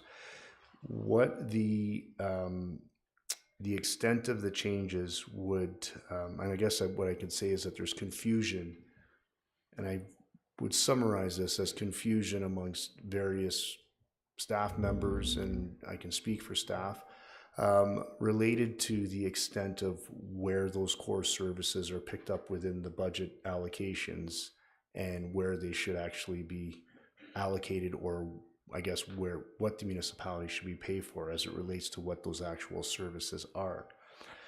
So essentially what is before council today is a total adjustment of $117,057, which includes all of the adjustments provided by the NVCA, the Lake Simcoe Conservation Authority, and the SSCA for the services that they provide. I'll leave it at that. I am available to answer any questions that council may have. I think the only aspect that needs to be mentioned as well is that the authorities are also looking to have the municipality enter into memorandum of understanding, which is going to assign service levels and provide further clarifications what those service levels might be moving forward. I see CAO Dunn has his card up, so I'll just step back and I'm available to answer any questions. Thank you. Well said. Mr. Dunn? Mr. Mayor, it was not intended for Mr. Spagnell to step back. I wanted to augment Brent's comments. Certainly based on the presentations last meeting of council, it was Mr. Spagnell's opinion and mine that we would need to, one, ensure that we had some direction today to be able to categorize these with a little more clarity, perhaps a memorandum before council on the 27th. And two, both of us were fairly certain, Brent, that it would be on the parking lot to do just that. Have a memorandum before you on the 27th that would tease out, and certainly Mr. Karaskakis did a super job back before Christmas in that comprehensive report that laid out the Category 1, the Category 2, and the Category 3. It's been supplemented by Mr. Baldwin, Ms. Cayley, and Mr. Hevner from the MVCA. Yep. No, thank you. I guess I just want to be clear: is the timeline for the MOU do the MOUs have to be signed off by the 29th of March? Mr. Mayor, my understanding, Brent, is the end of the month. Those are to be to the province, and Good Friday is a holiday. So I'm assuming the date stamp on any memorandum. A week tomorrow. Correct. Thursday out the door. So whatever the direction of council would be at the ratification, the regular meeting of council with hopefully budget ratification, there'd be direction, Brent, and certainly we'll have whatever we need to do prepared to move forward, whatever that direction may be. And I guess to Mr. Spagnell, there has been a reach out to, without naming specific which one or ones, for further clarity, and have you received clarity of response to your satisfaction?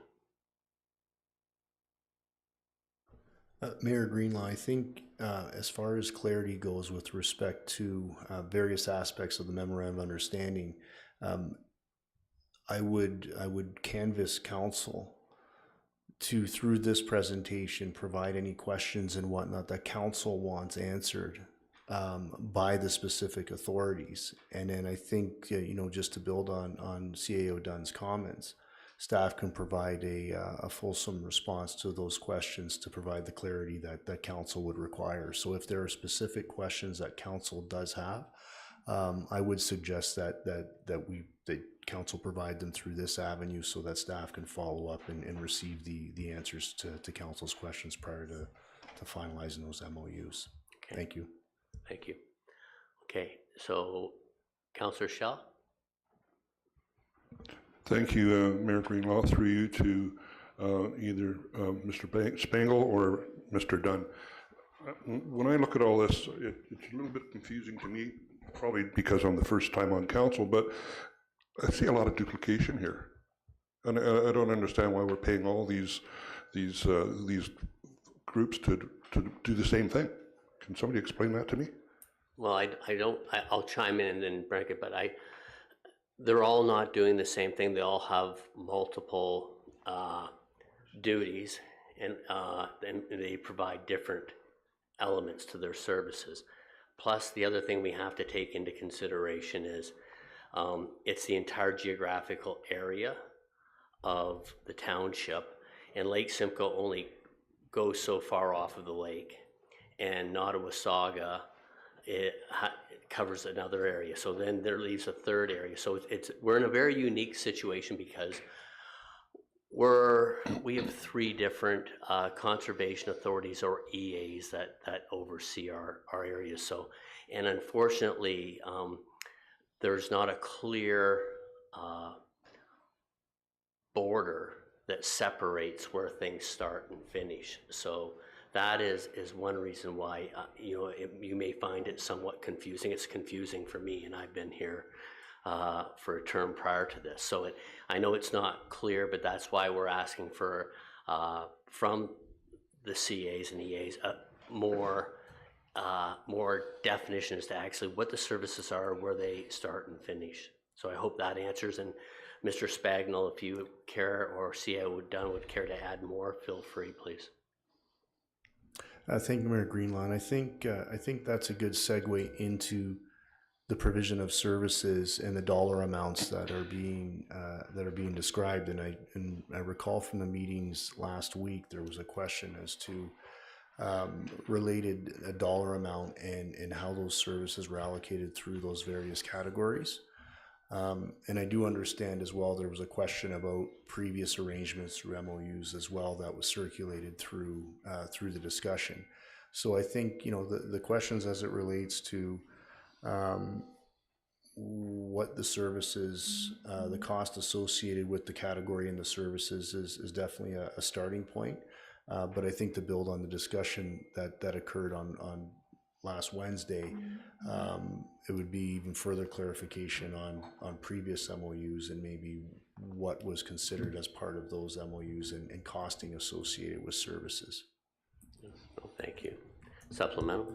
Yes, thank you. Correct me if I'm wrong, but is 2/3 of Oro-Medonte not in the Severn Sound watershed? I'm not going to disagree. I'm going to say they likely have the biggest geographical component. So I don't disagree with that. I think I was directing my question to Mr. Spangle. Thanks. Thank you, Mayor Greenlaw, through you to Councillor Schell. Based on the memorandum of understanding and the service provided by the NVCA provides the service for the Severn Sound Environmental Association. So the combination of the Severn Sound Environmental Association's, I guess, coverage area and the NVCA's represents, I think, approximately 73% of the municipality. The key distinction is that the NVCA is an authority under the Conservation Authorities Act and provides services for that approximation for various services. Now, the distinction is that one is an association, one is a conservation authority, so there are different services provided by each. Now, that said, there was some question, as I recall from the previous meeting, as to whether or not there was any overlap in services from previous years. And that was something that I recall coming and being raised through the meeting last Wednesday. Thank you, Mr. Spangle. I'm just concerned about duplicating the costs.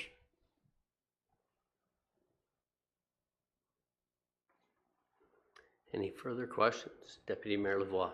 Yeah, I think perhaps we, the whole issue of duplication was something I think the previous council had dealt with and had managed to secure from, correct me if I'm wrong here, the NVCA being the conservation authority, a $40,000 reduction, which I think they came to explain to us that they were unilaterally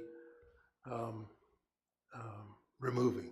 I mean, that credit, unilaterally removing the credit without any explanation, and the Conservation Authority expressed some confusion themselves as to why the thing even existed in the first place. But I don't think we should be satisfied with that response. So it would be helpful, I think, for us for the next council meeting to have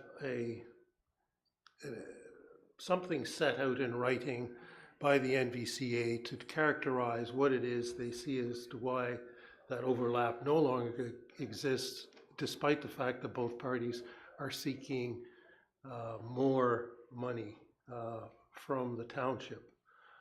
Otherwise, you know, we're left with $71,000 if you take the 40 off of the 117, and some of that I think is explainable because of the water study and the Lake Simcoe Conservation Authority's assertion that the Lake Simcoe Protection Act has also impinged somewhat on their budget requirements.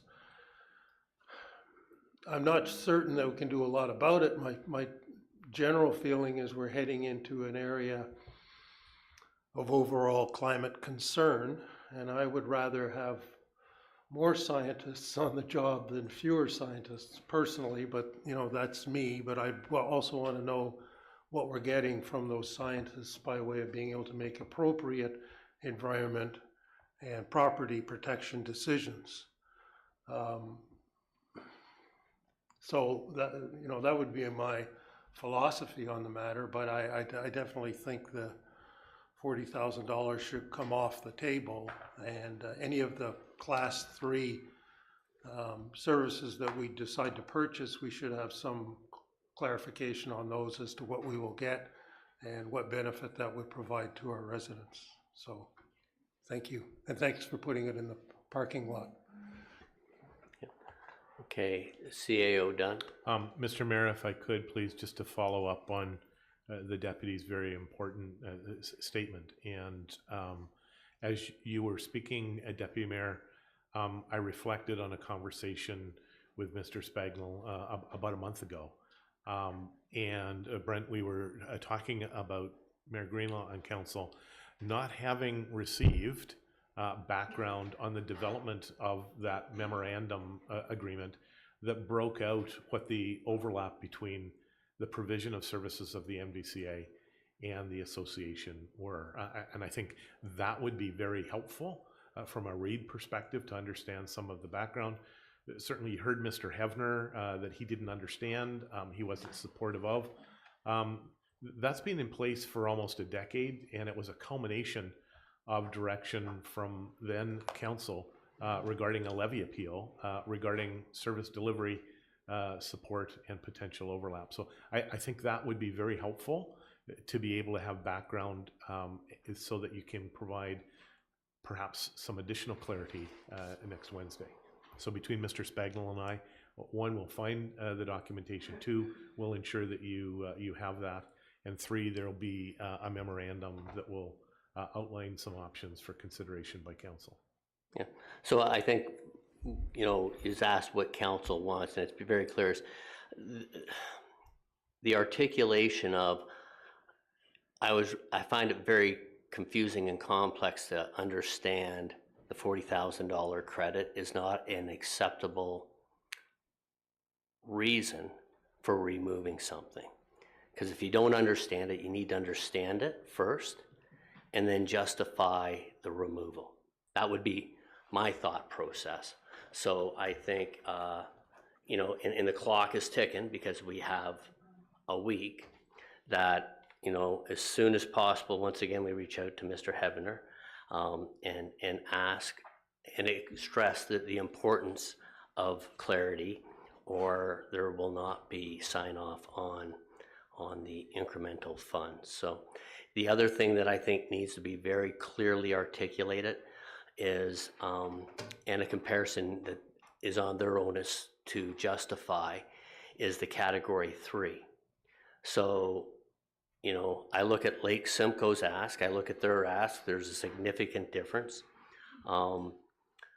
And they're asking for things that we are not fulfilling with Lake Simcoe, because there are things that were clearly articulated in the provincial legislative changes that education is not to be a part of any levies implemented. They can't take their the funds to support those activities are not to be implemented into municipal levies. So I think we need to be consistent between all CAs, and it can't be, we're making exceptions for one CA over the other.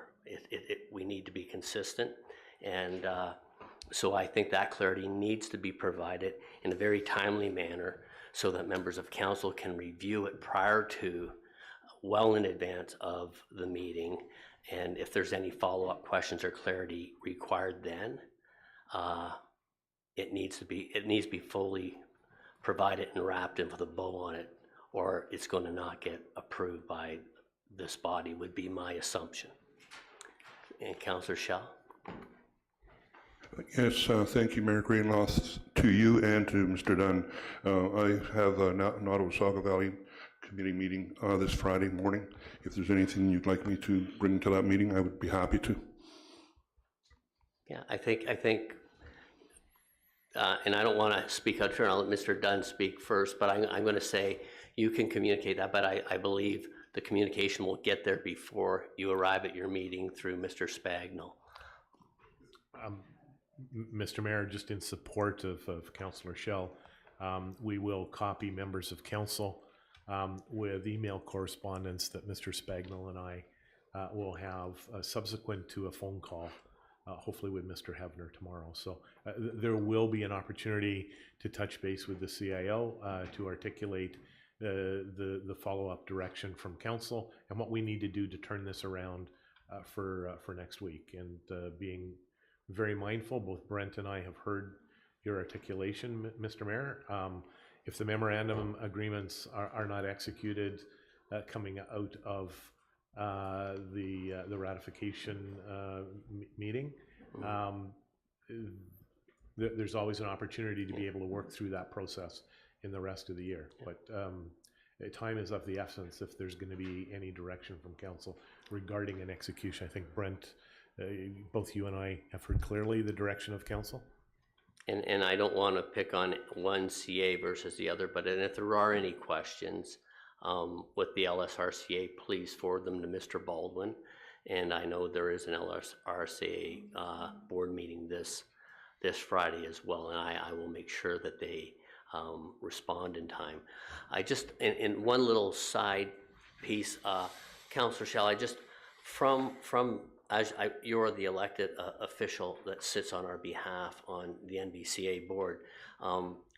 When they've deliberated their budgets and you would have kind of approved over the last year of what was going to come forward, were you able to get any clarity as to why Category 3 is like, and about that $40,000, was there any conversation you've had with Mr. Hefner in regards to why the removals of such components? No, there wasn't, because this is all new to me too. So I'm just, they're listening to what they're giving me, and I'm trying to decipher it all, and I'm not even getting it until I'm understanding it now. Until Mr. Spagle, brought it up clearly about 1, 2, and 3s. Okay. But I do keep all my reports, all records, and I have them there. If you need anything from it, let me know. No, I appreciate that. Councillor Bard. Yes, thank you, Mr. Mayor. Through you, I guess, to maybe Mr. Spagnell or Mr. Dunn. Is this almost an opportunity to redefine our boundaries? It looks like Nottawasaga is the conservation authority for waters that flow into Severn, and we're talking about what's the clear boundary? Well, water flows downhill, so the top of the ridge, and we're talking about systems-based thinking. So then we wouldn't have those duplications of services if we could redefine the boundaries. And I'm just not sure whether this is the opportunity to have that conversation. Mr. Mayor, if I could do the lead and then turn it over to Mr. Spagnell. Brent, we have an opportunity, and I had not anticipated this opportunity, Councillor. Brent, I do believe it's doable that we can have a background report before council on April the 10th. To be clear, Councillor Bart, excellent question. This goes back to a levy appeal. Umpteen dozen discussions with various ministers of environment, with senior policy staff to pull back the provision of the regulatory authority of the Nottawasaga Conservation Authority into their watershed, and leave the Severn Sound to the oversight, non-regulatory, Brent, but the oversight of the Severn Sound Association. That's over a decade of work and cycles.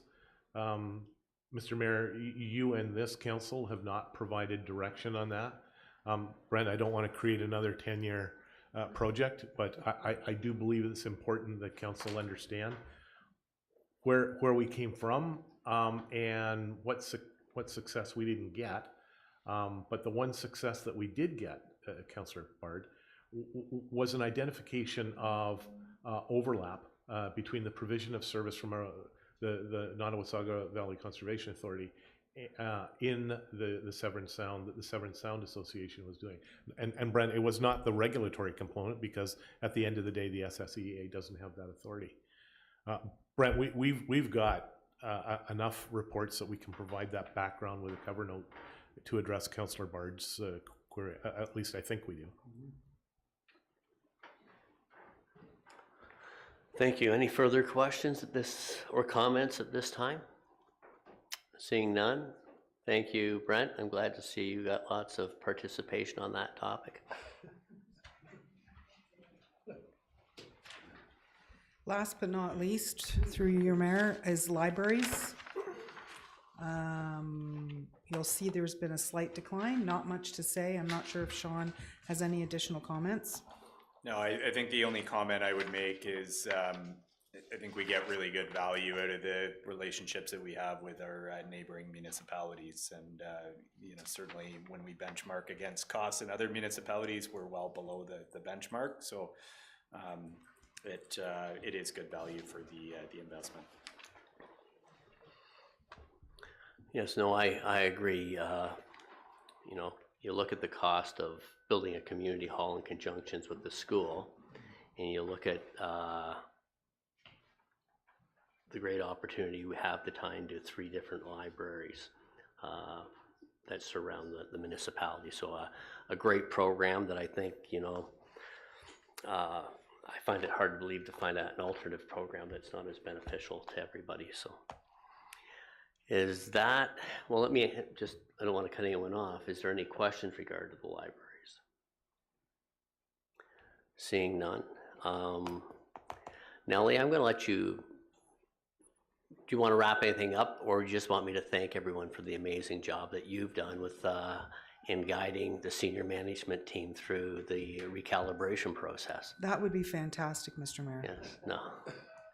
Well, you know what, I do want to thank the senior management team for taking time out of your busy schedules, because this is likely the most important part of the year that we know where we are and where we got to go and what resources we need. So thank you. I know it's very time consuming versus the time you had to speak to us, unless you're as talented as Ms. Jacoby. She likely does it just in, unless you can plan all this in 10 minutes, but I don't think so.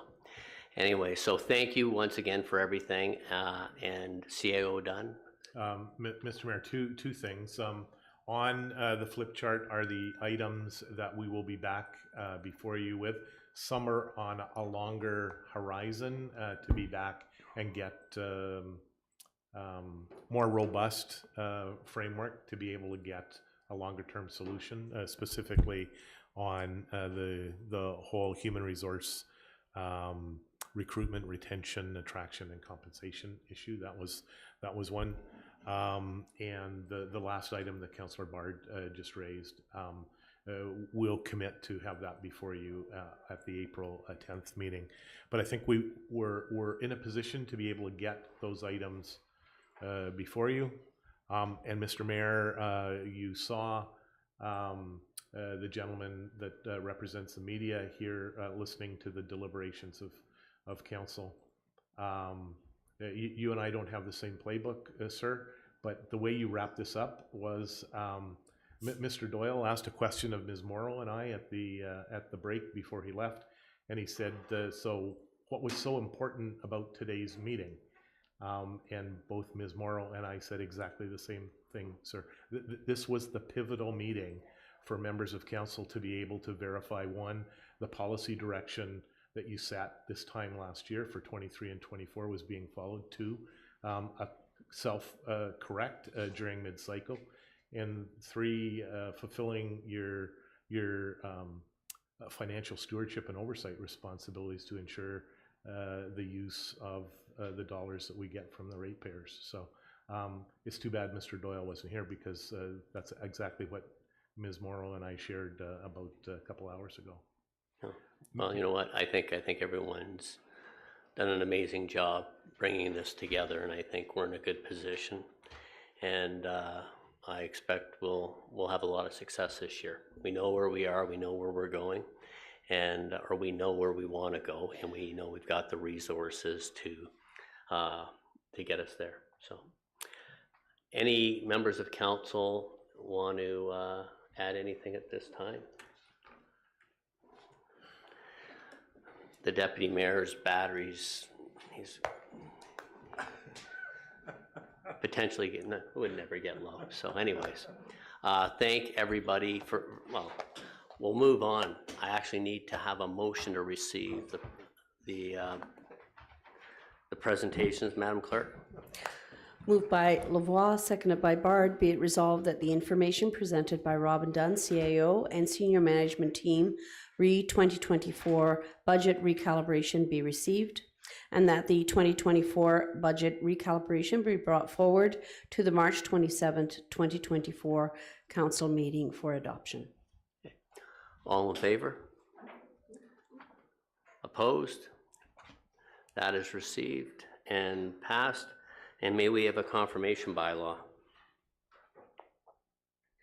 Moved by Young, seconded by Shell. Be it resolved that bylaw number 2024-032, being a bylaw to confirm the proceedings of the special council meeting held on Wednesday, March 20th, 2024, be read a first, second, and third time, passed, being engrossed by the clerk, signed and sealed by the mayor. All in favor? Opposed? That is carried. I want to thank everybody. I want to thank council for your input and questions. Okay, and everybody have a great week. And motion to adjourn. Well, can we not all just do it in the same? I'm just kidding you. Sorry. Motion to adjourn. Moved by Clark, seconded by Lavoie. Be it resolved that we do now adjourn at 2:06 p.m. All in favor? Opposed? It's carried. Okay, everyone have a great weekend.